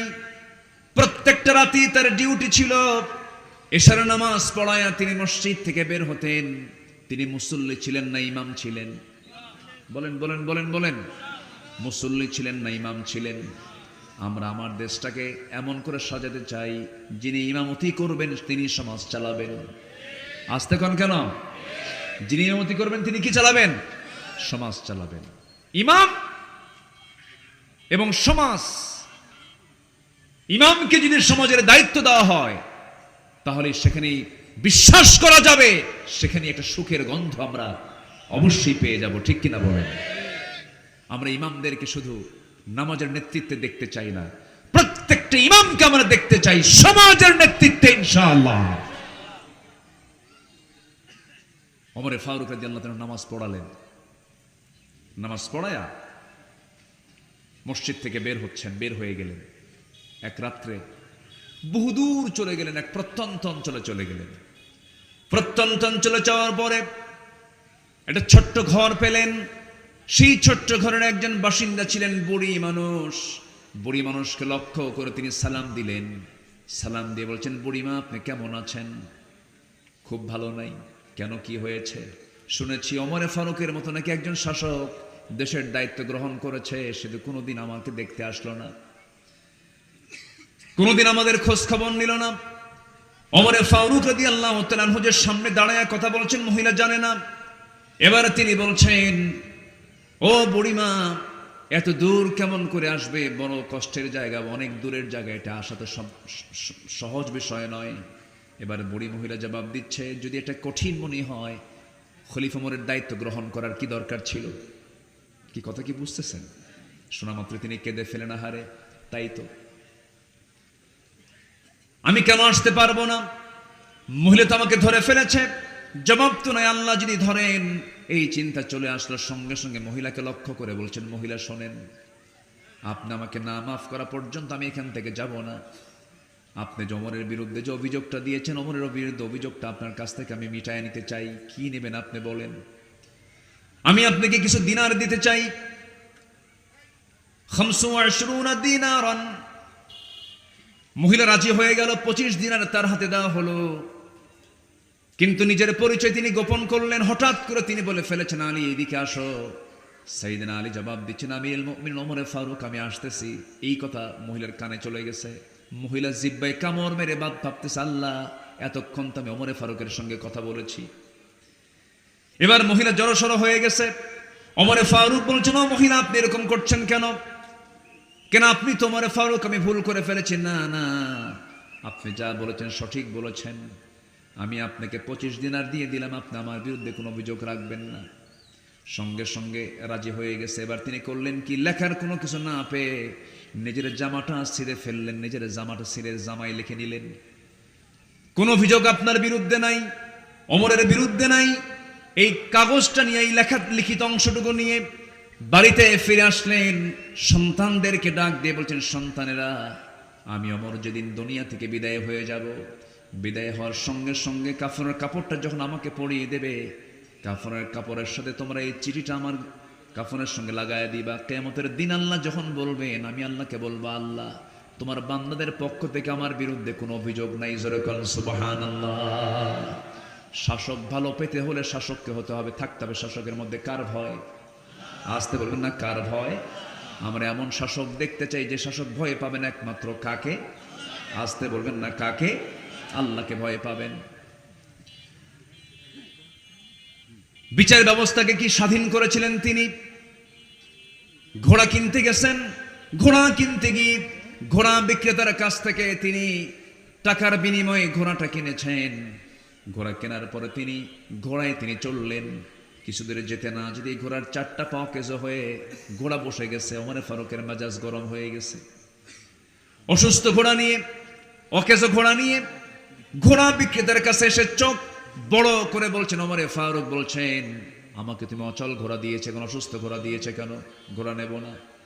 এবার ঘোড়া বিক্রেতা বলছে, আমিরুল মুমিনিন আল্লাহর নামের কসম করে বলি, আমি আপনাকে যে ঘোড়া দিয়েছিলাম, সুস্থ ঘোড়া দিয়েছিলাম, অসুস্থ হয়ে গেছে আপনার মালিকানায় যাওয়ার পরে। ওমর ফারুক বলছেন, না না, আমি এই ঘোড়া নেব না, ঘোড়া ফেরত নাও, টাকা দিয়ে দাও। এবার ঘোড়া বিক্রেতা বলতেছে, আমিরুল মুমিনিন, আমি আপনাকে টাকা ফেরত দেব না, ঘোড়াও আমি নেব না, কারণ আপনার মালিকানা যাওয়ার পরে ঘোড়া অকেজ হয়ে গেছে, অসুস্থ হয়ে পড়েছে। তাহলে কি করা যায়? এবার ঘোড়া বিক্রেতা, সাধারণ একজন ঘোড়া বিক্রেতা শাসনকর্তার সামনে দাঁড়িয়ে বলছে, চলুন, কোনটা যা হয় হবে, আদালতে যাই, বিচারক যে ফয়সালা দেবে সেই ফয়সালা আমার ফয়সালা। ওমরে ফারুক মুস্কি হাসি মেরে বললেন, ও ঘোড়া বিক্রেতা, তুমি যদি এটাই চাও, আমি তো বাধ্য, চলো আমরা বিচারের মুখোমুখি হয়ে যাই। সাধারণ একজন ঘোড়া বিক্রেতার বিচারের অধিকার আছে না নাই? আসতে বলুন, আছে না নাই বলেন? চলে গেলেন দুজন মিলে, আদালত চত্বরে গিয়ে হাজির হলেন, বিচারালয়ে চলে গেলেন। বিচারপতির সামনে দাঁড়ায় গেছেন ওমরে ফারুক রাদিয়াল্লাহু তাআলা আনহু। সঙ্গে সঙ্গে বিচারে বসা বিচারক কাজী শুরাইহ ইবনুল হারিস আল কিন্দি রাহমাতুল্লাহ আলাই, 100 বছরেরও বেশি বয়স তার হয়েছিল জীবনে। কাজী শুরাইহ সামনে দাঁড়ায়া ওমরে ফারুককে দেখে সালাম জানায়, বলছেন, আমিরুল মুমিনিন, আপনি এই আদালতে কেন আসছেন? তারও তো আমির তিনি, তারও খলিফা তিনি। ওমরে ফারুক বলছেন, বিচারপতি কাজী শুরাইহ, তুমি তোমার চেয়ারে বসে যাও, বিচার শুরু করে ফেলো। কি হয়েছে? আমার বিরুদ্ধে মামলা দিছে। কে মামলা দিছে? কে মামলা দিছে? কোনো ব্যক্তি, সামাজিক বড় মর্যাদা তার? সাধারণ সিম্পল একজন নাগরিক, তার কেউ চেনেই না। একজন ঘোড়া বিক্রেতা মামলা দিয়ে ওমরে ফারুক আদালতে হাজির করেছেন। ওমরে ফারুক সামনে দাঁড়ায় বলে, বিচারপতি, বিচারক, সুষ্ঠুভাবে বিচার করো, ওজন ঠিক রাখো, আকিমুল ওয়াজনা ওয়া আকিমুস সালাহ আকিমুদ্দিন, সবকিছু আমাদের ঠিক রাখতে হবে, মিজান কায়েম করতে হবে, ওজন ঠিক রাখতে হবে, দিন কায়েম করতে হবে, নামাজ কায়েম করতে হবে, আকিমুদ্দিন আকিমুস সালাহ ওয়া আকিমুল ওয়াজনা, আছে না? এবার বিচারপতি বিচারের চেয়ারে বসে দুপক্ষের কথাই শুনলেন। দুপক্ষের কথা শুনে এবার রায় দিচ্ছেন। সাইয়েদনা ওমর ফারুক রাদিয়াল্লাহু আনহুকে লক্ষ্য করে বলছেন, ইয়া আমিরাল মুমিনিন, দুপক্ষের কথাই শুনলাম আমি, কিন্তু আজকের রায়টা আপনার পক্ষে যাবে না, আজকের রায়টা ঘোড়াওয়ালার পক্ষে যাবে। কারণ আপনি ঘোড়া কিনেছেন, যখন কিনেছেন লেনদেন করেছেন, ঘোড়াটা সুস্থ ছিল, আপনি আমার সামনে কথা বলছেন, আমি আপনার সামনে কথা বলছি, আমরা দুইজন এই জায়গা থেকে নিরাপদে বাড়ি পর্যন্ত ফিরতে পারবো, তার কোনো গ্যারান্টি আছে নাকি? না, জীবনের কোনো গ্যারান্টি নাই। যে কোনো মুহূর্তে মানুষ অসুস্থ হয়ে যেতে পারে, যে কোনো প্রাণী অসুস্থ হয়ে যেতে পারে। অসুস্থ হয়ে গেছে আপনার মালিকানা আসার পরে, অতএব ঘোড়াটা আপনি ফেরত পাবেন না। অসুস্থ ঘোড়ার মালিক আপনাকে হতে হবে, তাকে টাকা দিয়ে দিতে হবে, আপনি টাকা ফেরত নিতে পারবেন না। ওমরে ফারুক মাথা নিচু করে মুস্কি হাসি মেরে দরবার থেকে বের হয়ে আসলেন, বিচারালয় থেকে বের হয়ে আসলেন। পরের দিন মজলিসে শুরার বৈঠকে, কেন্দ্রীয় বৈঠকে বসে সবাইকে উল্লেখ করে বলছেন, তোমরা কি জানো, গতকালকে আমি এক বিচারের মুখোমুখি হয়েছিলাম, অনেক বড় সাহস, ব্যক্তি দেখে বিচার করলো না, ন্যায় দেখে বিচার করলো, কোরআনকে সামনে রেখে বিচার করলো, আমার বিরুদ্ধে রায় দিয়ে দিয়েছে। কত বড় সাহস! ওই ব্যক্তিকে আঞ্চলিক বিচারপতির পদ না দিয়ে ওমরে ফারুক আজকে আমি তাকে জাতীয় বিচারপতির চেয়ারে বসায়া দিলাম। জোরেকান সুবহানাল্লাহ, আর জোরেকান সুবহানাল্লাহ। আমানতদারিতা। আমার বন্ধুগণ, আমার ভাইয়েরা, আমার দেশের বিচারপতির ইতিহাস জানা আছে নাকি? জানেন না? এখনো তো দেশে আসেই নাই। এসকে সিনহা, তার পাগল বানায়া দেশ থেকে বের করে দেওয়া হয়েছিল। ওঠে কেন? এই যে ভাইজান, আমি কি আলোচনা শেষ করে দেব? হ্যাঁ, আমি কি আলোচনা চালাবো? তো দুই একজন করে ওঠেন কেন? নিম্ন সাপ কোথাকার নিম্ন সাপ? ও আচ্ছা, আপনার সাপ। ফাইন, তো মিলে গেছে, উপরেও নিম্ন সাপ, নিচেও নিম্ন সাপ। একটু বসেন। কত সময় কত দিকে চলে যায়, একটু সময় দেন আমাকে, যে সময় চেয়ে নিচ্ছি। এই তো বেশি সময় লাগবে না, আমি প্রসঙ্গগুলো শেষ করে দেবো, আস্তে আস্তে সামারাইজ করব, সংক্ষিপ্ত করব। একটু বসুন। আপনি চলে যাওয়া মানে মাহফিলের সৌন্দর্যকে নষ্ট করে ফেলা। আর এখানে আমরা বসেছি মূলত কার মেহমান হয়ে বলেন তো? জোরে বলেন, কার মেহমান হয়ে বসেছি? আল্লাহর মেহমান হয়ে বসেছি। কোরআন শোনার জন্য আপনারা ফুল বাগানের ফুল হয়ে বসেছেন। আপনি এখানে যদি কোনো বিশৃঙ্খলা করেন, আপনি উঠে যাওয়াতে যদি বিশৃঙ্খলা হয়, এটা যদি ফেরেশতারা যদি নোটে যদি নেন যে এটা বিশৃঙ্খলা করলো, এটা শৃঙ্খলা ভঙ্গ হলো, শৃঙ্খলা ভঙ্গের তালিকায় যদি আপনার নামটা উঠে যায়, তাহলে বলুন তো এই মামলা যদি হয়, কি আমার আপনার জন্য কি সুবিধা হবে না অসুবিধা হবে? আমরা একটু রাখি, একটু থাকি, একটু সময় দিই, একটু বসে। আল্লাহ কবুল করুন, জোরে বলে আমিন। একটু বসে। আমি 2 নম্বর বলেছি। 1 নম্বর হলো সত্যবাদিতা, নাম্বার 2 হলো আমানতদারিতা। আমরা টিকে রাখবো, জোরে বলি ইনশাআল্লাহ। সাইয়েদনা ওমর ফারুক রাদিয়াল্লাহু তাআলা আনহু একজন আমানতদার শাসক ছিলেন, দায়িত্বশীল একজন শাসক ছিলেন। দায়িত্ব কাকে বলে তিনি তা বুঝিয়ে দিয়েছেন। সমতা রক্ষা করেছেন, সম্মতার মূর্ত প্রতীক তিনি ছিলেন। রাষ্ট্রের পক্ষ থেকে 1 বোতল মধু তিনি পেলেন। কয় বোতল? 1 বোতল মধু। সেই মধুটা নিয়ে সাইয়েদনা ওমর ফারুক রাদিয়াল্লাহু তাআলা আনহু মধুর বোতল নিয়ে বাড়িতে চলে আসলেন।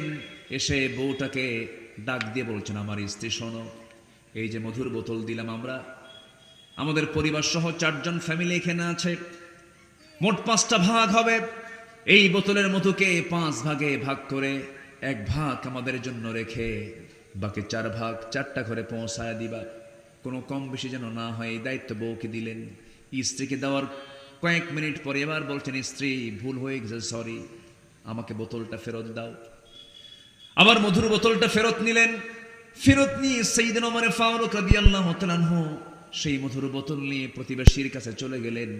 এক প্রতিবেশীকে ডাক দিয়ে বলছেন, প্রতিবেশী এদিকে আসো, এই যে মধুর বোতল তোমার দিলাম, সমান 5 ভাগে ভাগ করবে, 1টা ভাগ আমাকে দিয়ে বাকি 4 ভাগ প্রতিবেশীর কাছে দিয়ে দিবা। মধু ভাগ হয়ে গেল।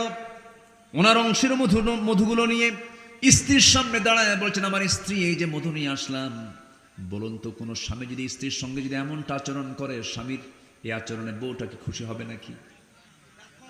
আসতে কয়, খুশি হবে? যদি খুশি হয় তাহলে আপনার বউরা একদম জান্নাতি। কথা বলছেন নাকি? খুব ভালো। মন খারাপ করা স্বাভাবিক। সাইয়েদনা ওমর ফারুকের স্ত্রীরও মন খারাপ হয়ে গেল যে আমার কাছ থেকে মধুর বোতল নিয়ে উনি চলে গেলেন কেন, আমাকে সন্দেহ করেছেন মনে হয়। ওমর ফারুক রাদিয়াল্লাহু আনহু বলছেন, আমার স্ত্রী, আল্লাহর নামের কসম করে বলি, আমি তোমাকে চুল পরিমাণ কোনো সন্দেহ করি নাই। তুমি বেশি নেবে, কাউকে কম দেবে, আমি এটাও ভাবি নাই। মধুভাগের দায়িত্ব তোমারে দেই নাই এই জন্য দিলাম না, কারণ মধু হলো তরল জিনিস। এই তরল জিনিস যখন ভাগ করতে যাবে, হাতের ব্যবহার হয়ে যাবে। সমান ভাগে ভাগ করেছো ঠিকই, কিন্তু মধু ভাগ করতে গিয়ে কিছু অংশ মধু হাতে লেগে যেতে পারে। সেটা 1 ফোঁটা হোক, 2 ফোঁটা হোক, 1 ফোঁটা 2 ফোঁটা মধু আমাদের ভাগে বেশি আসুক, এটা চাই নাই মনে করে মধু ভাগের দায়িত্ব আমি অন্যের কাঁধে চাপায়া দিয়েছি। জোরে বলেন সুবহানাল্লাহ। আমানতদারিতা। বলেন কি এটা? কি আমানতদারিতা। খেলাফতের দায়িত্ব পালন করছিলেন। ছেলে পেলেগুলো তার এত সিম্পল লাইফ, এত সিম্পল সাধারণ জীবন যাপন করেছেন। একদিন তিনি বসে আছেন, অনেকগুলো খেজুর, রাষ্ট্রের খেজুরগুলো জমা হয়ে আছে। সেই জায়গা থেকে তার নিজের ছেলে, ছোট্ট ছেলে, একটা খেজুর হাতের মধ্যে নিয়ে মুখের মধ্যে ঢুকায় ফেলছে। ওমর ফারুক করলেন কি, মুখের মধ্যে জোর করে তিনি নিজের নখটা ঢুকায় দিলেন। হাত ঢুকায় দিয়ে সেই খেজুরটা বের করে আনলেন আর বললেন, যা মার কোলে চলে যা। কার কোলে? মায়ের কোলে যা। সন্তান চিৎকার করে করে মার কাছে গিয়ে যখন এই কথাটা বলে ফেলেছেন, ওমর ফারুক কিছুক্ষণ পর ভিতরে ঢুকলেন। এবার স্ত্রী বলছেন, আমার স্বামী, আমরাও তো খেজুর কিছু অংশ পাবো, রাষ্ট্রের খেজুর তো আমরাও কিছু ভাগে পাবো। সেখান থেকে 2-3টা খেজুর নয় কম নিতাম, কিন্তু ছোট্ট একটা বাচ্চার মুখ থেকে আপনি খেজুরগুলো টান দিলেন, বাচ্চারা কাঁদলো, কত কষ্ট পেল। ওমর ফারুক বলছেন, আমার স্ত্রী, আল্লাহর কসম করে বলি, আমি সন্তানদেরকে দারুণ ভালোবাসি, সন্তানদেরকে মহব্বত করি, কিন্তু আমার স্ত্রী, আমার সন্তান যে 2-3টা খেজুর হাতের মধ্যে নিয়েছিল, আমার ভাগে সেই 2-3টা খেজুর যে আমার ভাগে আসবে তার গ্যারান্টি কি? অতএব এই গ্যারান্টি যেহেতু নাই, ভাগের আগে কোনো সম্পদ আমার সন্তান ভোগ করতে পারে না। একটু আস্তে কোন সুবহানাল্লাহ। একটু জোরে বলি সুবহানাল্লাহ। আমানতদারিতা মনে থাকবে সবার? জোরে বলি ইনশাআল্লাহ। আমরা নতুন একটা বাংলাদেশ গড়তে চাই। শাসক যদি ভালো হয়, জনগণ ভালো হয়। শাসক যদি বদমাইশ হয়, জনগণ ভালো হতে পারে না। এজন্য শাসক নির্বাচনে যে শাসকের ভিতরে আমানতদারিতার গন্ধ পাওয়া যাবে, আমরা তাদেরকেই সামাজিক নেতৃত্বে, রাষ্ট্রীয় নেতৃত্বে আমরা আনতে চাই। জোরে বলি ইনশাআল্লাহ। আল্লাহ কবুল করুন, জোরে বলি আমিন। 15টা চারিত্রিক গুণ আমি বলতে চেয়েছি, মাত্র হলো কয়টা বলেন তো? 2টা। আরো আছে কয়টা? নুরু। ওয়াজ কি শেষ না শুরু? আজ থেকে শেষ না শুরু? ভয় পাচ্ছেন মনে হয়, হ্যাঁ? বসে। আজকে আবহাওয়ার যদি অনুকূল পরিবেশটা থাকতো, আজকে হয়তো বা এই মাঠে জায়গা হতো না। বহু মানুষ রাস্তা থেকেই ফেরত চলে গেছে, আসতে পারে নাই। আপনারা যে কজন আছেন, এই যে কম না, নারী পুরুষ মিলে তাও কিন্তু কম না, মাঠ তো ভরাই আছে। আমরা শেষ পর্যন্ত থেকে মাহফিলকে সফল করব, জোরে বলি ইনশাআল্লাহ।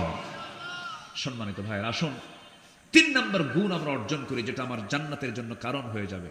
নাম্বার 3 হচ্ছে ধৈর্যশীলতা, সবর।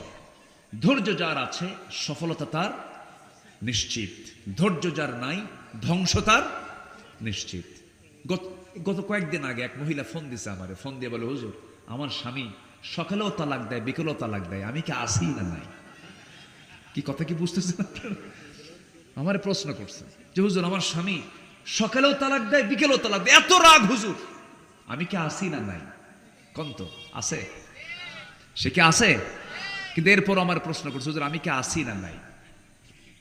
কিছু পুরুষ আছে মুখে শুধু তালাক শব্দ নিয়ে আসে, আছে না নাই বলেন তো? আছে। এদেরকে না ওই যে বাঁশের কিছু ডাল, ওটাকে এলাকায় কি বলে? কনসি। কনসিগুলো কয়েকটা এক জায়গায় করে এই ধৈর্যহীন যে পুরুষগুলো তালাক তালাক করে, পিটাইয়া লাল করে দেওয়া দরকার। এই কথা বলার দরকার আছে না? কি ঠিক আছে কিনা? পিটাইয়া লাল করা দরকার। তালাক টালাক দিয়া বলে, হুজুর রাগ উঠছিল, কি করব? 100 তালাক দিছি, সাথে শাশুড়ি শুদ্ধ তালাক দিয়ে দিছি। হুজুর 2টা বাচ্চা আমার, ভুল হয়ে গেছে, দেখুন তো ফেরত নিয়ে আসার কোনো সুযোগ আছে নাকি? বলেন তো, এদের জন্য লাঠির বাড়ির দরকার আছে না? পিঠর দরকার আছে না? কিছু বিকুপগুলো আপনি আইনের ভাষা মুখে নিয়ে আসবেন কেন? যত কথা আছে আপনি বলেন, আপনি ওই লাইনে যান কেন? ধ্বংসের লাইনে যান কেন? আপনি ওই কথাটা কেন নিয়ে আসেন মুখে? এটা তো আপনার জন্য আল্লাহ পাক আইন করে দিয়েছেন। কখনো আমার বক্তৃতা যারা শুনছেন, এই কথাটার গুরুত্ব কিন্তু অনেক। অসংখ্য পরিবার আজকে জেনার পরিবার হয়ে গেছে, ঠিক কিনা? স্বামী স্ত্রীর পরিবার, কিন্তু মানুষ জানে স্বামী স্ত্রী কিন্তু হয়ে গেছে কি? জেনা। তালাক দিয়ে দিচ্ছে সকাল বিকাল। আমি প্রযুক্তির মধ্য দিয়ে আমি গোটা বিশ্বের মুসলমানকে জানান দিতে চাচ্ছি, আপনার পরিবারে গন্ডগোল লাগবে, লাগুক, এখানে ধৈর্যের দরকার আছে না নাই? আসতে বলবেন না, আছে না নাই? বিয়া নামে কোনো সূরা নাই, কিন্তু তালাক নামে সূরা আছে না নাই? তালাক নামে সূরা আছে। তালাকটা একটা গুরুত্বপূর্ণ একটা বিষয়। এই তালাকের এই বিধানকে আল্লাহ পাক যেভাবে প্রয়োগ করতে বলেছেন সেইভাবে প্রয়োগ করুন। আপনার মুখেও তুলে নিয়ে আপনার জীবনকে আপনি হুমকির মুখে কেন দিবেন? আপনি কেন জেনাকারের কাতারে আপনি চলে যাবেন? এই জন্য পর্যাপ্ত ধৈর্যের দরকার আছে না নাই? আছে। ধৈর্য ধরতে হবে, ধৈর্যের পরিচয় দিতে হবে। পৃথিবীতে যারাই কিছু অর্জন করেছেন, তারা ধৈর্যের পরিচয় দিয়ে তারা কিছু অর্জন করতে পেরেছেন। আপনি ব্যবসা করবেন, রাগ দরকার না ধৈর্য দরকার? কাপড়ের দোকান দিয়েছেন, 7-8টা কাপড় দেখানোর পরেও তার কাপড় পছন্দ হয় না, চলে যাচ্ছে। যদি বলেন এই দিকে আয়, বাইন্দে থবো, তুই এত দেখলি কেন? বলেন কাস্টমার কি থাকবে? থাকবে না। আপনি 7টা কেন, আরো 7টা দেখাবেন, কাস্টমার কিনবে না। কিন্তু আপনাকে মিষ্টি মুখে, যদিও ভিতরে আপনার মধ্যে রাগে জ্বলে যাচ্ছেন, এরপরে সালাম কালাম দিয়ে বলবেন আবার আসেন আমার দোকানে, আপনাকে আবার দাওয়াত দেব। বলেন তো ওই দোকানদার কি বিফল হবে না সফল হবে? সফল হবে। আর যদি কয় বাইন্দা পিটবো, তুই নিয়ে এটা, আসে না? এরকম কিছু লোক কিন্তু আছে। তো ধৈর্যের পরিচয় দেব আমরা জীবনের এক জায়গায় না সব জায়গায়, এক জায়গায় না সব জায়গায়, সব জায়গায়। আমার নবীজি দাওয়াত দিয়েছেন একবার না বারবার, একবার না বারবার। আবু জেহেলকেও দাওয়াত দিয়েছেন আমার নবীজি একবার না হাজারবার, হাজারবার। সব জায়গায় ধৈর্যের দরকার আছে। আমার নবীজি দাওয়াতি কাজ করতে গিয়ে মার খেয়েছেন, ধৈর্যের সাথে সালাতের মাধ্যমে আমার কাছে সাহায্য চাও, আমি আল্লাহ ধৈর্যশীলদের সাথে আছি। আমার বন্ধু ইউনূস আলাইহিস সালাম কিসের পেটে ছিলেন? মানে কিসের পেটে? বলেন কিসের পেটে? ধৈর্যের পিরামিড হয়ে শুধু জিকির করেছেন লা ইলাহা ইল্লা আনতা সুবহানাকা ইন্নী কুনতু মিনাল যালিমিন। আরেকজন নবী 18 বছর কুষ্ঠরোগে, চামড়ার প্রবলেমে, স্কিন প্রবলেমে কুষ্ঠ রোগাক্রান্ত ছিলেন। কোন নবী বলুন তো, বলুন? হ্যাঁ, আইয়ুব আলাইহিস সালাতু ওয়াস সালাম। সবার তোয়াজ মুখস্থ আছে মাশাআল্লাহ। একটু মনে করে দিচ্ছি, আইয়ুব আলাইহিস সালাতু ওয়াস সালাম একটা বারের জন্য কি রাগ করেছেন নাকি? রাগ করেন নাই। বউ চলে গেছে, সব চলে গেছে, কেউ তার পাশে ছিল না, দুর্গন্ধ চতুর্দিকে ছড়িয়ে পড়ছে।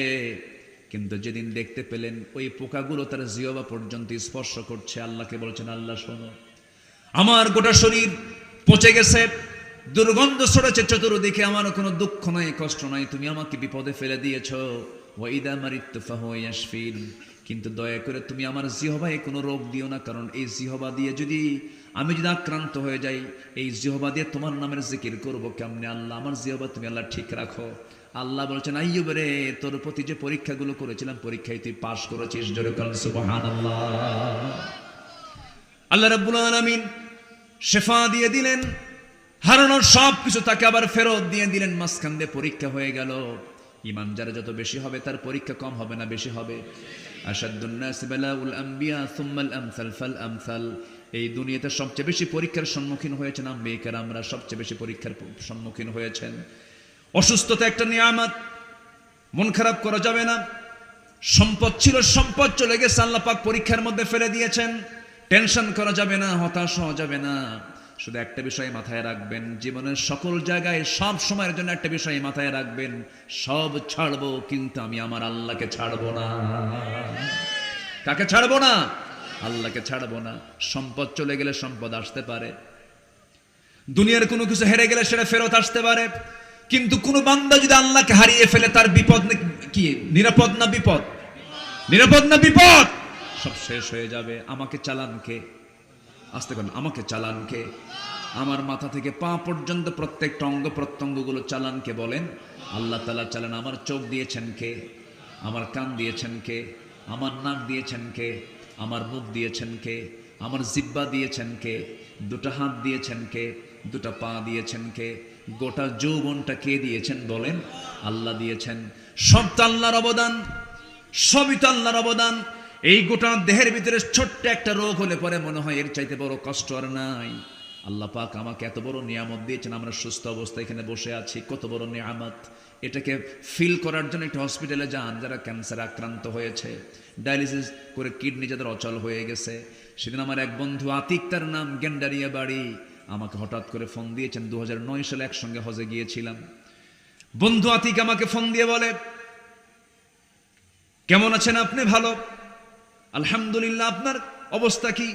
আমার 2টা কিডনি অকেজো হয়ে গেছে, 2টা কিডনি আর চলে না, সপ্তাহে 4-5 বার ডায়ালিসিস করতে হয়, লক্ষ লক্ষ টাকা খরচ হয়ে যায়। অথচ আল্লাহ রাব্বুল আলামিন বান্দার কিডনিকে ঠিক রাখার জন্য, রক্তকে পরিশোধন করার জন্য, ডায়ালিসিস করার জন্য একটা কিডনি হলেও চলতো, প্রত্যেকটা বান্দার মধ্যে 2টা করে কিডনি দিয়েছেন। সুবহানাল্লাহ বলা যাবে না? কয়টা দিয়েছেন? 2টা করে কিডনি দিয়েছেন। দুনিয়ার ডায়ালিসিস মেশিন দিয়া যে রক্ত ফিল্টারিং করা হয়, যে রক্ত পরিশোধন করা হয়, ডায়ালিসিস করা হয়, সেই মেশিনগুলোর ওজন হলো 100 কেজি। কয়শো কেজি? বলেন 100 কেজি। আর আমার আল্লাহ রাব্বুল আলামিন আমার আপনার দেহে যে কিডনি দিয়েছেন, সেই কিডনির ওজনটা মাত্র 200 গ্রাম। কেউ তো সুবহানাল্লাহ বললেন না ভাই। যদি এমন হতো, আগে দুনিয়াতে আসলাম, পরে আল্লাহ পাক আসমান থেকে কিডনি ফেলে দিয়েছেন, তার ওজন 2টা 200 কেজি, আপনি 80 কেজি, 2 কিডনি 200 কেজি, জীবন চলতো? বলেন জীবন চলতো? চলতো না। আল্লাহ রাব্বুল আলামিন সৃষ্টি করেছেন, ভারসাম্য করে দিয়েছেন। আল্লাযী খালাকাকা ফাসাওয়াকা ফাআদালাক, লেভেল করেছেন। আমার ওজন 80 কেজি, কিডনির ওজন 200 গ্রাম, 200 গ্রাম, 400 গ্রাম।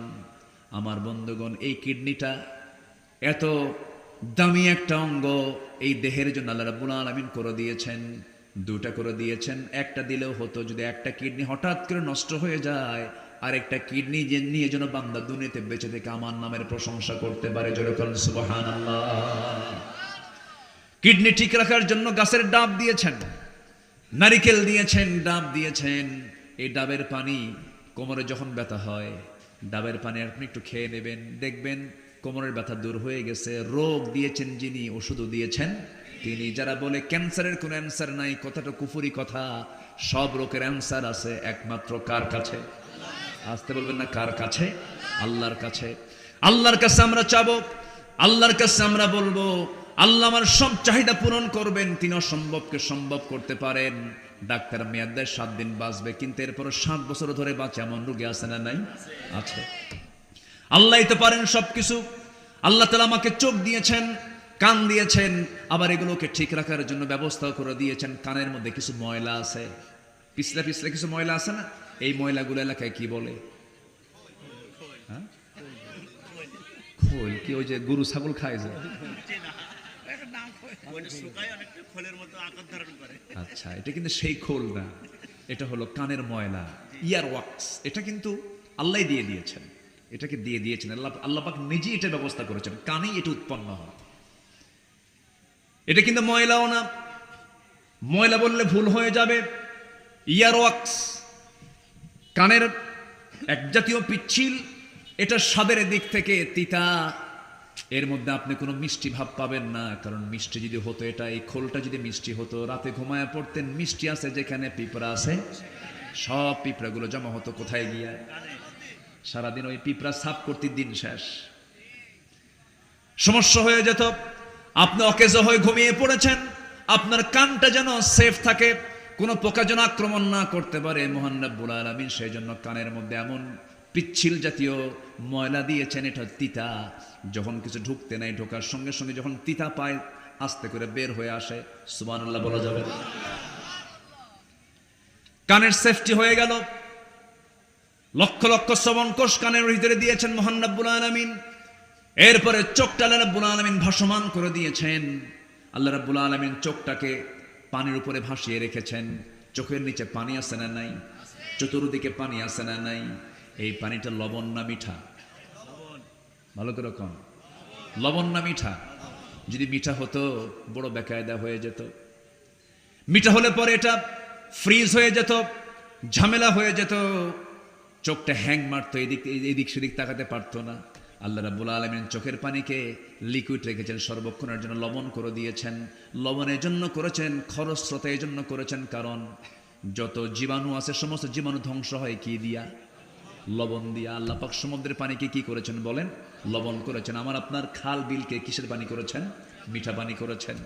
নদীগুলো মিঠা, সাগরগুলো উত্তপ্ত, সাগরগুলো লবণ করেছেন। আবার সাগরের পানি যেন আইস না হয়, সাগরের পানি যেন আইস না হয়, বরফ যেন না হয়। সমুদ্রের ভিতরে যেন জাহাজ চলতে পারে মহান রব্বুল আলামিন প্রত্যেকটা সমুদ্রের নিচে আল্লাহ রাব্বুল আলামিন আগুন রেখে দিয়েছেন, চুলা রেখে দিয়েছেন। জোরে বলেন সুবহানাল্লাহ। প্রত্যেকটা সমুদ্রের নিচে আগুন আছে। কি আছে? আগ্নেয়গিরি আছে। আল্লাহ পাক ওটা রেখে দিয়ে সমুদ্রের পানিকে চুলার মতো করে গরম রেখে দিয়েছেন, যেন প্রত্যেকটা জাহাজ যেন গোটা পৃথিবীর মালামাল যেন ট্রান্সফার করতে পারে। লবণ কেন করলেন? ওই মোংলা পোর্টের পানিগুলো লবণ কেন করলেন?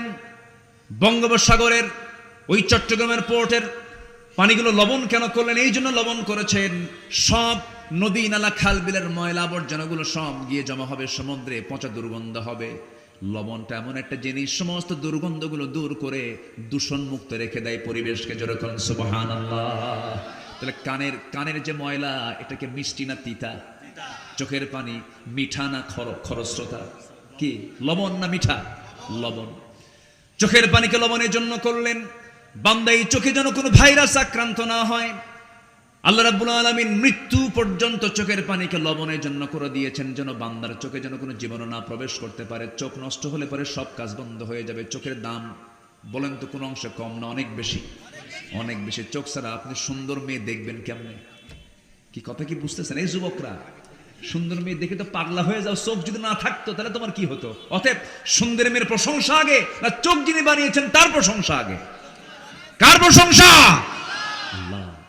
একটা বড় ভাবলা না, মেয়ে দেখে পাগল হয়ে গেলা, অস্থির হয়ে গেলা, কিন্তু যে চোখ দিয়ে তুমি দেখো এই চোখটা কার দেওয়া? আসতে বলবেন না, কার দেওয়া? আল্লাহর দেওয়া। তুমি মেয়ে দেখে খুশি হও, আনন্দ পাও, সমস্যা নাই, কিন্তু বউ বানায়া দেখো। কি বানায়া দেখো? আসতে কয় কি বানায়া? অন্যের বউ না নিজের বউ? হ্যাঁ, নিজের বউর দিকে তাকা, অন্যের বউর দিকে তাকানো যাবে না।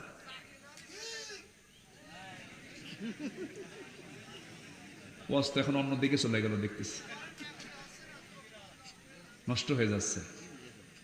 বলে ফেলবো, বলবো আজকে বিয়ের ব্যবস্থা হয়ে যাবে ইনশাআল্লাহ। ঠিক আছে, আমি এটা মাথায় নিলাম।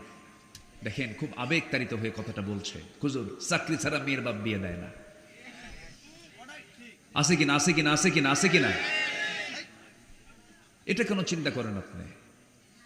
চরিত্র আগে না সম্পদ আগে? আসতে কেমন? চরিত্র আগে না সম্পদ আগে? যে মেয়েটার পড়া শেষ করতে করতে 35 বছর লাগে, ওর কি থাকে? কত ওর থাকেটা কি? যে যুবক পড়তে পড়তে তার 35 বছর সময় লাগে, পিএইচডি ডিগ্রি নিতে 45 বছর লাগে, ওর কিছু থাকে? কিছুই তো থাকে না। 50 বছরে বিয়ে কইরা চোখে কম দেখে, এরপরে বাচ্চা হয়, চুল দাড়ি সব পাকা। ছেলেটা নিয়ে যখন রাস্তায় হাঁটে তখন লোকজন বলে, এই ছেলে এটা তোমার দাদা না নানা? ওলট পালট। ওর চেয়ে গ্রামের মানুষই ভালো। 21 বছরে বিয়ে করে, 22 বছরে বাপ হয়, 40 বছরে নানা হয়, দাদা হয়, আর 60 বছরে বড় দাদা হয়ে যায়। জীবনটা সংক্ষিপ্ত সুন্দর করে সাজিয়ে নেব ইসলাম দিয়ে। জোরে বলি ইনশাআল্লাহ। রিজিকের দায়িত্ব কার? আস্তে, রিজিকের দায়িত্ব কার? বিয়ে করবেন, রিজিক ডাবল হবে। আমি বলে গেলাম, এটা আমার কথা না, আল্লাহর কথা। বিয়ে করবেন, আল্লাহ পাক রিজিক বাড়ায় দিবেন, এটা আল্লাহর ফয়সালা। জি,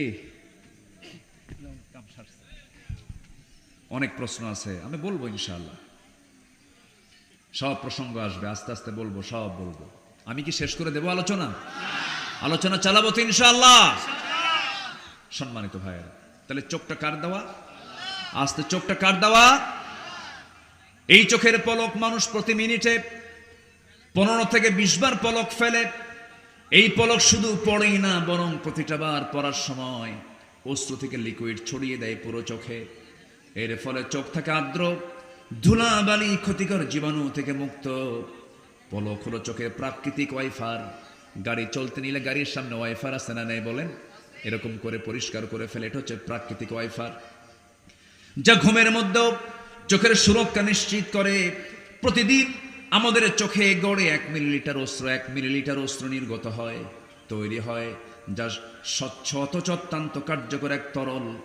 এই অস্ত্রের মধ্যে থাকে লাইসোজাইম নামের এক প্রাকৃতিক অ্যান্টিবায়োটিক, যা চোখকে ব্যাকটেরিয়ার আক্রমণ থেকে আল্লাহ রাব্বুল আলামিন রক্ষা করে দেন। জোরে বলেন সুবহানাল্লাহ।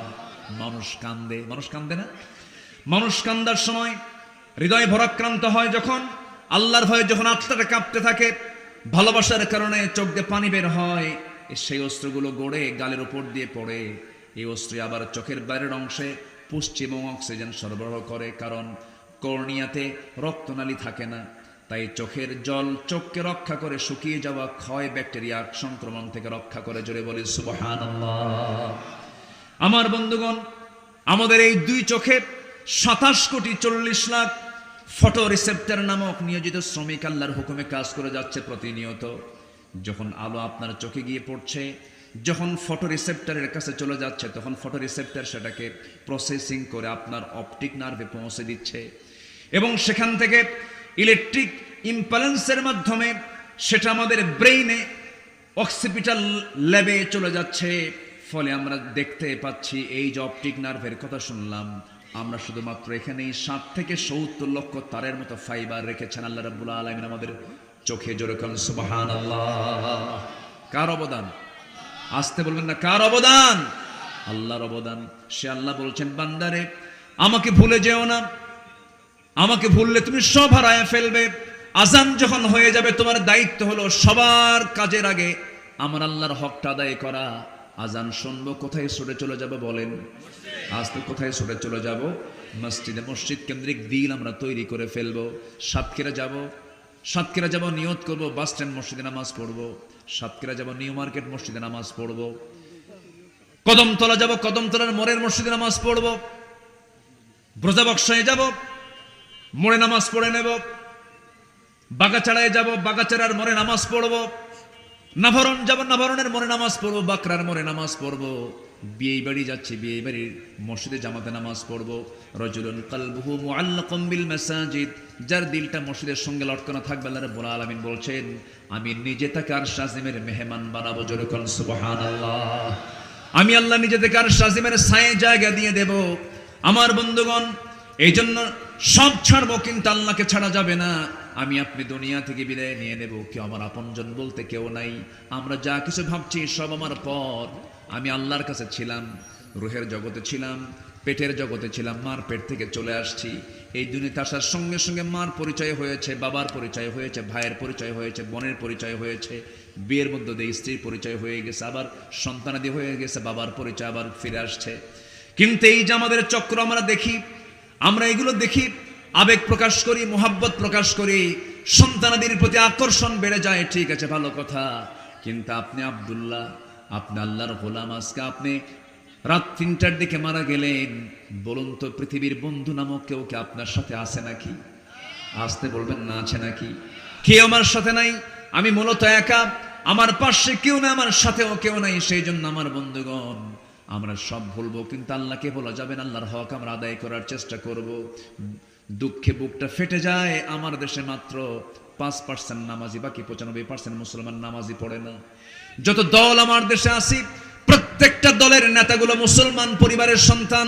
প্রত্যেকটা দলের নেতাগুলো যদি বলতো আমার দলের প্রত্যেকটা কর্মীকে 5 ওয়াক্ত নামাজ পড়তে হবে, কিন্তু কোন দল, মাত্র ইসলামী দল কয়েকটা ছাড়া, এদেশের কোন দল নামাজের কোনো কর্মসূচি নাই। জনসভার ডাক দেয়, জোহর যায়, আসর যায়, মাগরিব চলে যায়, নেতাও নামাজ পড়ে না, কর্মীও নামাজ পড়ে না। যে নেতৃত্বে নামাজ নাই, যে নেতার মধ্যে দিনদারিতা নাই, যে নেতার মধ্যে ইসলামী নেতৃত্ব নাই, ইসলাম কায়েমের কোনো এজেন্ডা নাই, সে নেতৃত্ব, সেই দলের মুখে আমরা থুতু নিক্ষেপ করি। আমরা এমন সম্পর্ক করব যে সম্পর্ক আমাকে জান্নাতের দিকে নিয়ে যাবে। যারা নামাজ পড়বে তার সঙ্গে আমার সম্পর্ক, যে দলে নামাজ আছে সেই দলে আমার সম্পর্ক আছে। জোরে বলি ইনশাআল্লাহ, জোরে বলি ইনশাআল্লাহ। আল্লাহ কবুল করুন, জোরে বলি আমিন। আমার বন্ধুগণ, অনেক কথা রয়ে আছে, সময় তো খুবই অল্প। 15টা চারিত্রিক গুণ নিয়ে কথা বলার কথা ছিল, 3টা কেবল বলেছি। আরো কি বলবো নাকি? বলবো, কোন আপত্তি নাই তো? আচ্ছা, নাম্বার 4 হলো তাওয়াক্কুল। ভরসা করব কার উপরে? আস্তে ভরসা করব কার উপরে? ছেলে দেন কে? মেয়ে দেন কে? দেন না কে? দোষ কার? আল্লাহর দোষ না, আমাদের দোষ? আমাদের দোষ? আমাদেরও দোষ না তো। আমার এক বন্ধু মানে আমার ছোট ভাই, উনি সুন্দর কথা বলেন, অনেক পরিচিতি হয়ে গেছে আলহামদুলিল্লাহ, আব্দুল হাই সাইফুল্লাহ। তো হাফিজাহুল্লাহ, ওনার 4টা মেয়ে। কয়টা মেয়ে? 4টা। হতে হতে 1, 2, 3, 4। আমি বললাম যা হবে কামাই, সব খাবে জামাই। এই এরা কই যায়? বসো। ওস্তাদ কই? বসেন আর কিছুক্ষণ। একটু বসেন আব্বা, আমরা দোয়া করবো আপনাদের সাথে নিয়ে। জি আলহামদুলিল্লাহ, এরা আছে তো বরকত আছে, বলি আলহামদুলিল্লাহ। জি একটু বসেন। নাম্বার 4 হচ্ছে তাওয়াক্কুল। সন্তান আপনাকে কি দিল? ছেলে দিল না মেয়ে দিল না দিল না, এগুলো নিয়ে কি কোনো অভিযোগ করা যাবে? কাউকে গালিগালাজ করা যাবে? বউকে দাম দেয় না, জানেন? তোর পেট পচা আছে না এরকম? বউকে আন্ডার এস্টিমেট করে, বউকে গালমন্দ করে, ফ্যামিলিতে তাকে মূল্যহীন করা হয়। তোর পেটে আমার কেসমতে নাই। আর বিয়ে আরেকটা করতে হবে। দেখেন বিয়ে করার কারণ বের করে, এটা বেকুব। আমার এক মুসল্লি, আমার পেছনে তিনি নামাজ পড়েন, শিক্ষক মানুষ, 7টা মেয়ে। কয়টা মেয়ে? 7টা। 8ম সন্তান তার স্ত্রী গর্ভে আসছে। তো স্ত্রী গর্ভে সন্তান আসার পরে কেউ জানে না সন্তানটা এবার হয়ে গেছে, এবারও মেয়ে সন্তান হয়েছে। গোটাল গোষ্ঠী তার বাড়িতে এসে বলে, চোখ রাঙ্গায় বলে, কাম নাই কাজ নাই খেলে বারবার বাচ্চা নাও, যা হয়েছে হয়েছে, এটার নাম রেখে দাও ইতি, সমাপ্তি, আর না চাই না। তো হুজুর আমাকে যখন এরকম করে বললো, আমি তো নিজে ব্যক্তিগতভাবে খুশি। আমি আমার সন্তানের নাম রেখে দিলাম আশা, আরো আসুক। তাহলে আল্লাহ শুকরিয়া আদায় করার মতো কিছু বান্দা দুনিয়াতে আছে না নাই? আসতে বলবেন না, আছে না নাই? আছে। সন্তান যেটাই হোক না কেন, সন্তানকে আমরা আল্লাহওয়ালা বানাবো। জোরে বলি ইনশাআল্লাহ। আমার নবীজির পরিচয় যদি আমরা দিতে যাই, বলুন তো আমার নবীজি ছেলেদের বাপ না মেয়েদের বাপ? বলেন ছেলেদের বাপ না মেয়েদের বাপ? মেয়েদের বাপ। এটা মাথায় রাখবেন, তাহলে আপনি মুখে সান্ত্বনা পাবেন। এবং রহমতটা, বরকতটা আল্লাহ পাক পুরুষকে বেশি দিয়েছেন না মেয়েকে বেশি দিয়েছেন? হ্যাঁ, যারা মেয়ের বাপ তারা কিন্তু প্লাসে আছে, যারা ছেলের বাপ তারা কিন্তু মাইনাসে আছে। ঠিক তো ঠিকই কন, কিন্তু মন তো ঠিকই খারাপ করেন, বউর ঠিকই গাল বন্ধ করে। উচিত না এগুলো। আমরা তাওয়াক্কুল করব কার উপরে? আল্লাহর উপরে। আল্লাহ রাব্বুল আলামিন বলেন, ওয়ামান ইয়াতাওয়াক্কাল আলাল্লাহ ফাহুয়া হাসবুহ। যে ব্যক্তি আল্লাহর প্রতি ভরসা করবে, আল্লাহ তার জন্য যথেষ্ট হয়ে যাবেন। আমার বন্ধুগণ, 80 বছর বয়স আল্লাহ পাক সন্তান দান করেছেন। জাকারিয়া আলাইহিস সালাতু ওয়াস সালামকে দিয়েছেন, ইয়াহইয়া আলাইহিস সালাতু ওয়াস সালামকে। ইব্রাহিম আলাইহিস সালাতু ওয়াস সালাম তার কলিজার টুকরা সন্তান পেয়েছেন যৌবনে না বুড়া বয়সে? বুড়া বয়সে। আল্লাহ রাব্বুল আলামিন অসম্ভবকে সম্ভব করতে পারেন। হাল ছাড়বেন না, মন খারাপ করবেন না। বান্দা যখন আল্লাহর কাছে চায়, আল্লাহ পাক খুশি হয়ে যান।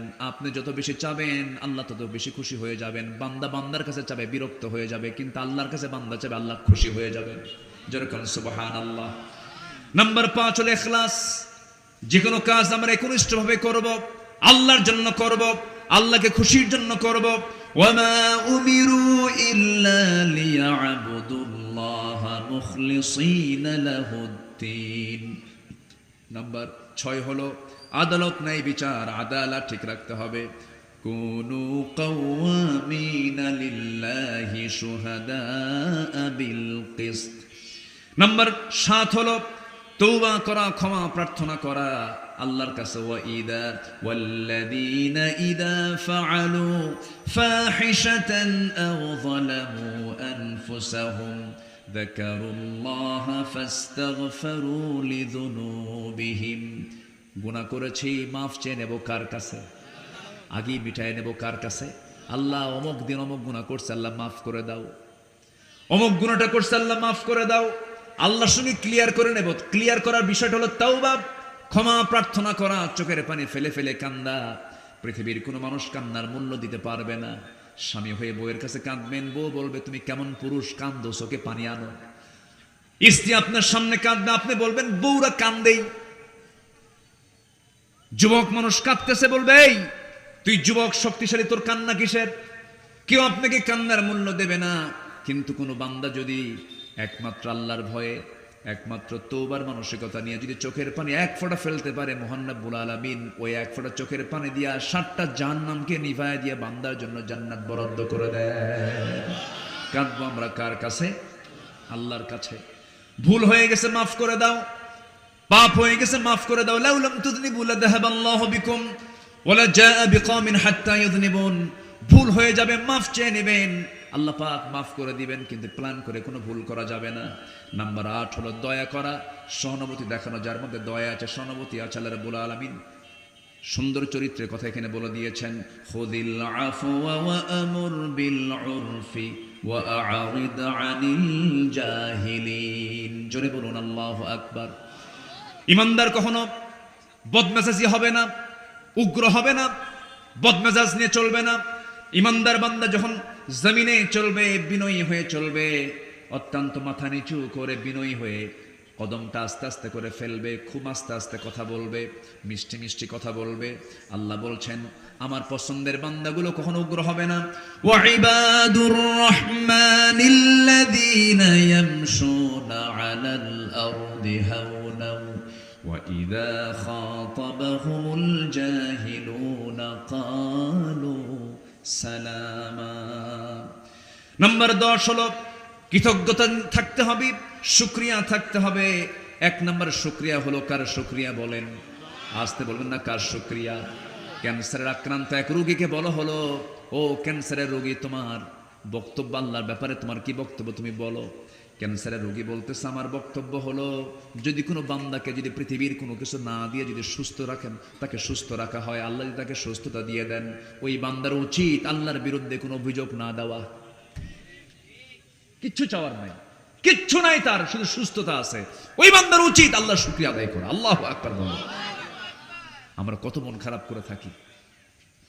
সেদিন কোথায় যেন কোন ঘাট দিয়ে আমি যাচ্ছিলাম, একটা পথিক এখানে বসে আছে, ওর হাতও নাই পাও নাই, হাতও নাই পাও নাই, চেহারারও কোনো সাইজ বাইজ নাই, বাহ্যিকভাবে দেখলাম, দেখে ভাবলাম আমি কত সুখী মানুষ, আমার হাতও দিয়েছেন পাও দিয়েছেন।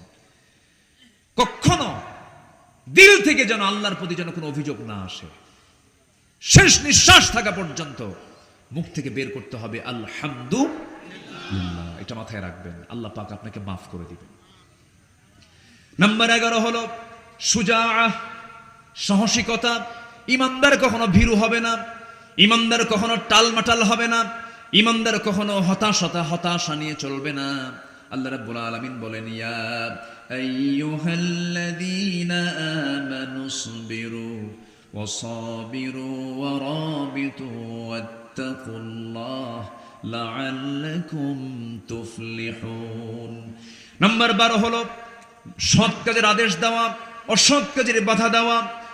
আল আমরু বিল মা'রুফি ওয়া তানহাউনা আনিল মুনকার কুনতুম খায়রা উম্মাতিন উখরিজাত লিন-নাস তা'মুরুনা বিল মা'রুফি ওয়া তানহাউনা আনিল মুনকার।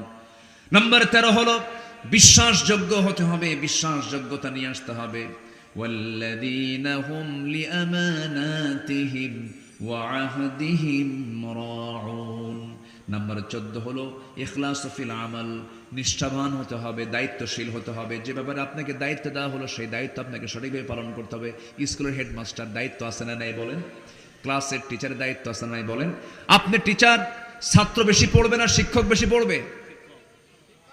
বলেন বলেন বলেন বলেন। ছাত্র বেশি না শিক্ষক বেশি? শিক্ষক বেশি স্টাডি করবে, কারণ শিক্ষা পাওয়া ছাত্রের অধিকার, শিক্ষা পাওয়া ছাত্রের অধিকার। শিক্ষক যদি না পড়েন শিক্ষা দিবেন কেমনে? আল্লাহ বলছেন প্রত্যেক দায়িত্বশীল ব্যক্তিকে আমি ধরে ফেলবো একদিন। আপনি শিক্ষক হয়েছেন কিন্তু শিক্ষকতার যোগ্যতা নাই, জবাব দিতে হবে কার আদালতে?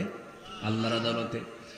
নাম্বার 15 হলো সর্বশেষ যে গুণটা, সেটা হলো হিলমুন, সহনশীল হওয়া, সহনশীলতা দেখানো। আল্লাহর শ্রেষ্ঠ সহনশীল আল্লাহর নাম হচ্ছে হালিম। আল্লাহর নাম কি? হালিম। বলেন কি নাম? হালিম। আমরা আব্দুল হালিম, আমরা হালিমের বান্দা। হালিমটাকে আল্লাহ কাফেরকে খাওয়ায়, মুশরিককে খাওয়ায়, ন্যাংটা হয়ে উলঙ্গ হয়ে নৃত্য পরিবেশন করে নাচানাচি করে আল্লাহ তাকেও খাওয়ান, তাকেও দেখেন। আল্লাহর ধৈর্য আছে না নাই? আসতে বলুন, আল্লাহর ধৈর্য আছে না নাই?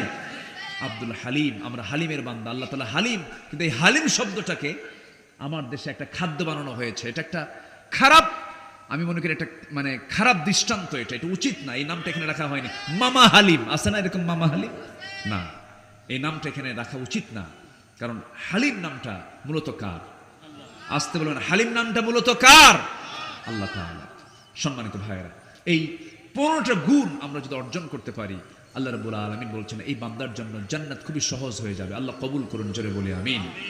সম্মানিত ভাইয়েরা, এখানে একটা বিষয় আমিও শুনেছি, কোরআনকে নিয়ে কটূক্তি করেছে, কোরআনকে ছিঁড়ে দিয়েছে, পায়ে নিচে দিয়েছে। এরপরে আমি কোরআন মানি না এই জাতীয় মন্তব্য করেছে। এবং নর্থ সাউথ ইউনিভার্সিটিতেও এই অপ্রীতিকর ঘটনা ঘটেছে, এবং দেবহাটা থানাতেও এই অপ্রীতিকর ঘটনা একজন ঘটাইছে। এই যে রুটিন ওয়ার্কের মতো, এটা বিগত 16 বছরও দেখেছি এটার শাস্তি 0% শাস্তি হয়নি, এদেরকে নিয়ে কোনো প্রকার ব্যবস্থা নেওয়া হয়নি। আমরা বড় আশায় ছিলাম যে অন্তর্বর্তীকালীন সরকার তারা অন্তত লেবারেল হয়ে এই সমস্ত বদমাইশদের বিরুদ্ধে শক্ত অবস্থান নেবে, কিন্তু দুঃখজনক হলো সত্য, এই সরকারের আমলে নতুন করে কিছু শিক্ষক নিয়োগ দিয়েছে 60,000 সঙ্গীতের শিক্ষক। কিসের শিক্ষক? সঙ্গীতের শিক্ষক। সঙ্গীতের শিক্ষক দরকার না কোরআনের শিক্ষক দরকার? কিসের শিক্ষক দরকার? কোরআনের শিক্ষক দরকার। আমরা সুস্পষ্ট ভাষায় দ্ব্যর্থহীন কণ্ঠে জানাতে চাই, 56,000 আলা কাদরি উকুলিহিম, মানুষের জ্ঞানের পরিমাপ বুঝতে হবে আগে। আমি কোথায় কথা বলছি, আমার কথাটা কোথায় যাচ্ছে, কারা শুনতেছে? গবেষণালব্ধ কথা ইনডোরে বলতে হয়, গবেষণালব্ধ কথা বাইরে বললে প্যাঁচ লেগে যায়, ভুল হয়ে যায়। আমি এতটুকুন আমি সবাইকে একটু সতর্ক করে দিতে চাই, আল্লাহ যেন আমাকে আমল করার তৌফিক দান করেন। দ্বীনের সঙ্গে সাংঘর্ষিক কোনো কথা মুখ থেকে যেন না বের হয়, আমরা সচেতন থাকার চেষ্টা করব ইনশাআল্লাহ। বলেন জোরে বলি ইনশাআল্লাহ।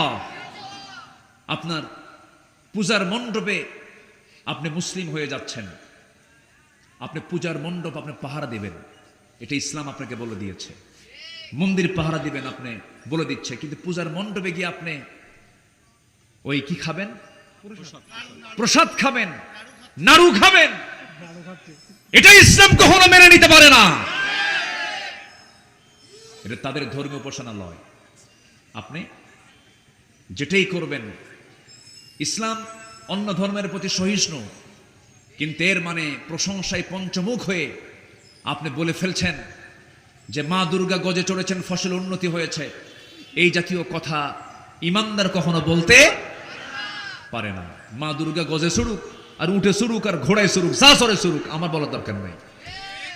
আল্লাহর কাছে দিন ধর্ম আল্লাহর কাছে কয়টা? আল্লাহর দিন কয়টা? একটা, তার নাম কি? তার নাম কি? ইসলাম। আপনি ইসলামের প্রশংসা, আপনি মুসলমান, আপনি ইসলামের প্রশংসা করেন। অন্য ধর্ম নিয়ে প্রশংসারও দরকার নাই, গালি দেওয়ারও দরকার নাই।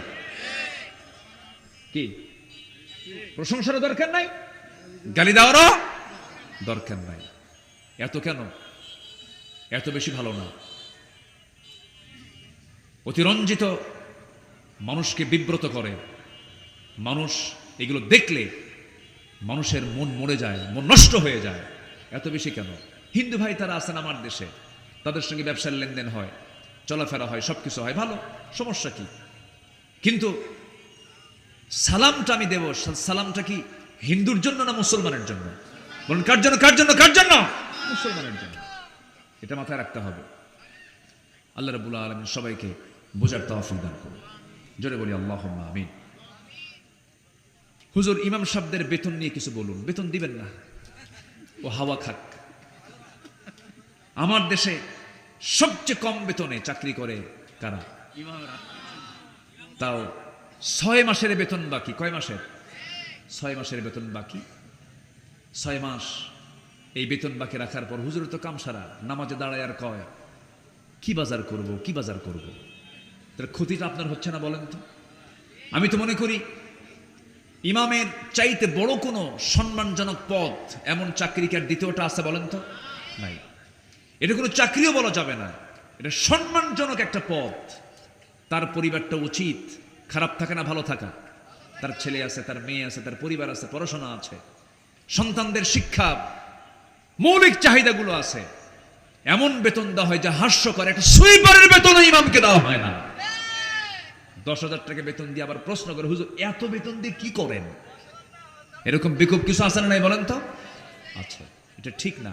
আবার কোরআন হাদিস, কোরআন শরীফ পড়ায় এক হুজুর 3 মাস বেতন দেয় না। রবীন্দ্রসঙ্গীত শিখায়, ইংলিশ শিখায়, মাসে বেতন 10,000। আর কোরআন শিক্ষার শিক্ষকের বেতন 3 মাস বন্ধ। হাতে নিয়েছে কোরআন, অনুষ্ঠানের একটা ডাক দেয়, দোয়াটা পইরা শেষে ওই ছাত্রের বাপ হুজুরকে ডাক দেয়, বলে হুজুর 3 মাস তো অনেক কষ্ট করে কোরআন পড়া শিখাইছেন, তো হুজুর কোরআন শিক্ষা দিয়ে তো টাকা নেওয়া জায়েজ নাই, হুজুর দোয়া করেন। কত বড় হারামজাদা দেখেন, এ আছে না নাই? আচ্ছা, এগুলো হেয় করা হয়, এগুলো ইনসাল্ট করা হয়। আপনার সম্মানকে সর্বোচ্চটুকু দেওয়ার চেষ্টা করবেন ইসলামের কাজে। জোরে বলি ইনশাআল্লাহ। আল্লাহ কবুল করুন, সবাইকে বোঝার তৌফিক দান করুন, আল্লাহ কবুল করুন। আসুন আমরা এখন আর কথা না বাড়িয়ে, অনেক কষ্ট করে আপনাদেরকে আটকে রেখেছি, এখন আমরা সোজা দোয়ার দিকে যাবো। আমরা চাইবো কার কাছে বলেন তো? আল্লাহর কাছে চাবো।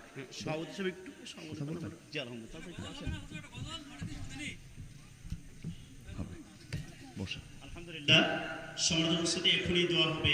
আমাদের প্রধান মেহমান আমাদের সকলকে নিয়ে দোয়া করবেন। এ পর্যায়ে সম্মানিত সভাপতি মহোদয়ের সমাপনী বক্তব্য নিয়ে আসছেন আজকের তাফসীর কোরআন মাহফিলের সম্মানিত সভাপতি আলহাজ ডাক্তার শেখ রিজাউল ইসলাম। বসেন, আপনারা বসেন, বসেন। ربنا لا تزغ قلوبنا بعد إذ هديتنا وهب لنا من لدنك رحمة إنك أنت الوهاب। আল্লাহ তাআলা, গুড়ি গুড়ি বৃষ্টি, বসার জায়গাটাও ভিজা, কষ্ট করে তোমার বান্দাগুলো কোরআন শোনার জন্য আসছে। আল্লাহ তোমার মেহমান হয়ে বসে আছে, তোমার শাহী দরবারে কাঙ্গাল ভিখারির মতো দুটো হাত পেতে আছে। গুনার দিকে নজর দিও না, বান্দা মনে করে তামাম জিন্দেগীর গুনাহগুলো দয়া করে মাফ করে দাও।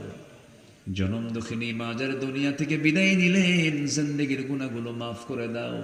কবরগুলোকে জান্নাতের টুকরা বানায়া দাও। আব্বা আম্মার জন্য কি দোয়া তাও শিখিয়ে দিয়েছ। আওয়াজ দিয়ে ঠোঁটটা মিলিয়ে মিলে আমার সঙ্গে সবাই চিৎকার মেরে বলুন, রব্বির হামহুমা কামা রব্বায়ানি সগীরা। সবাই বলুন, রব্বির হামহুমা কামা রব্বায়ানি সগীরা। ও আল্লাহ, বিশেষ করে মাহফিলটার আয়োজন করলেন যারা, শোনার জন্য দূর থেকে আসলেন যারা, কিয়ামতের দিন যেদিন কেউ কাউকে চিনবে না, সেই কঠিন মুসিবতের দিন এই মাহফিল সবার জন্য নাজাতের মাধ্যম তুমি আল্লাহ বানাইয়া দিও। মাহফিল কমিটিকে কবুল করে নাও। এই গ্রামের প্রত্যেকটা ঘরকে ইসলামের দুর্গ বানাইয়া দাও। আলাইপুরের প্রত্যেকটা ঘরকে তুমি আল্লাহ ইসলামে আলোতে আলোকিত হওয়ার তৌফিক দিয়ে দাও। আয় আল্লাহ তাআলা, দুনিয়া থেকে কোন দিন বিদায় নেব জানি না, ডান হাতে আমল নামা না আসা পর্যন্ত মরণ দিও না। তোমার দরবারে প্রার্থনা করি আল্লাহ, গোটা পৃথিবীর মুসলিম উম্মার প্রতি তোমার খাস রহমত নাজিল করো। সকল ষড়যন্ত্র থেকে মুসলমানদেরকে তুমি আল্লাহ হেফাজত করো। বাইতুল আকসাকে তুমি আল্লাহ মুসলমানদের হাতে তুলে দাও। আয় আল্লাহ তাআলা, দুনিয়া থেকে কোন দিন বিদায় নেব জানি না, মালাকুল মউত একদিন চলে আসবে দোরগোড়ায়, জান কবজ হয়ে যাবে, লাশটা নিথর হয়ে পড়ে থাকবে। সবাই টেনে হেঁচড়ে কবরের দিকে নিয়ে চলে যাবে। সেলাইওয়ালা কাপড় চোপড়গুলো সব পড়ে থাকবে, সেলাইবিহীন কাপড়, পকেট নাই, বুতাম নাই।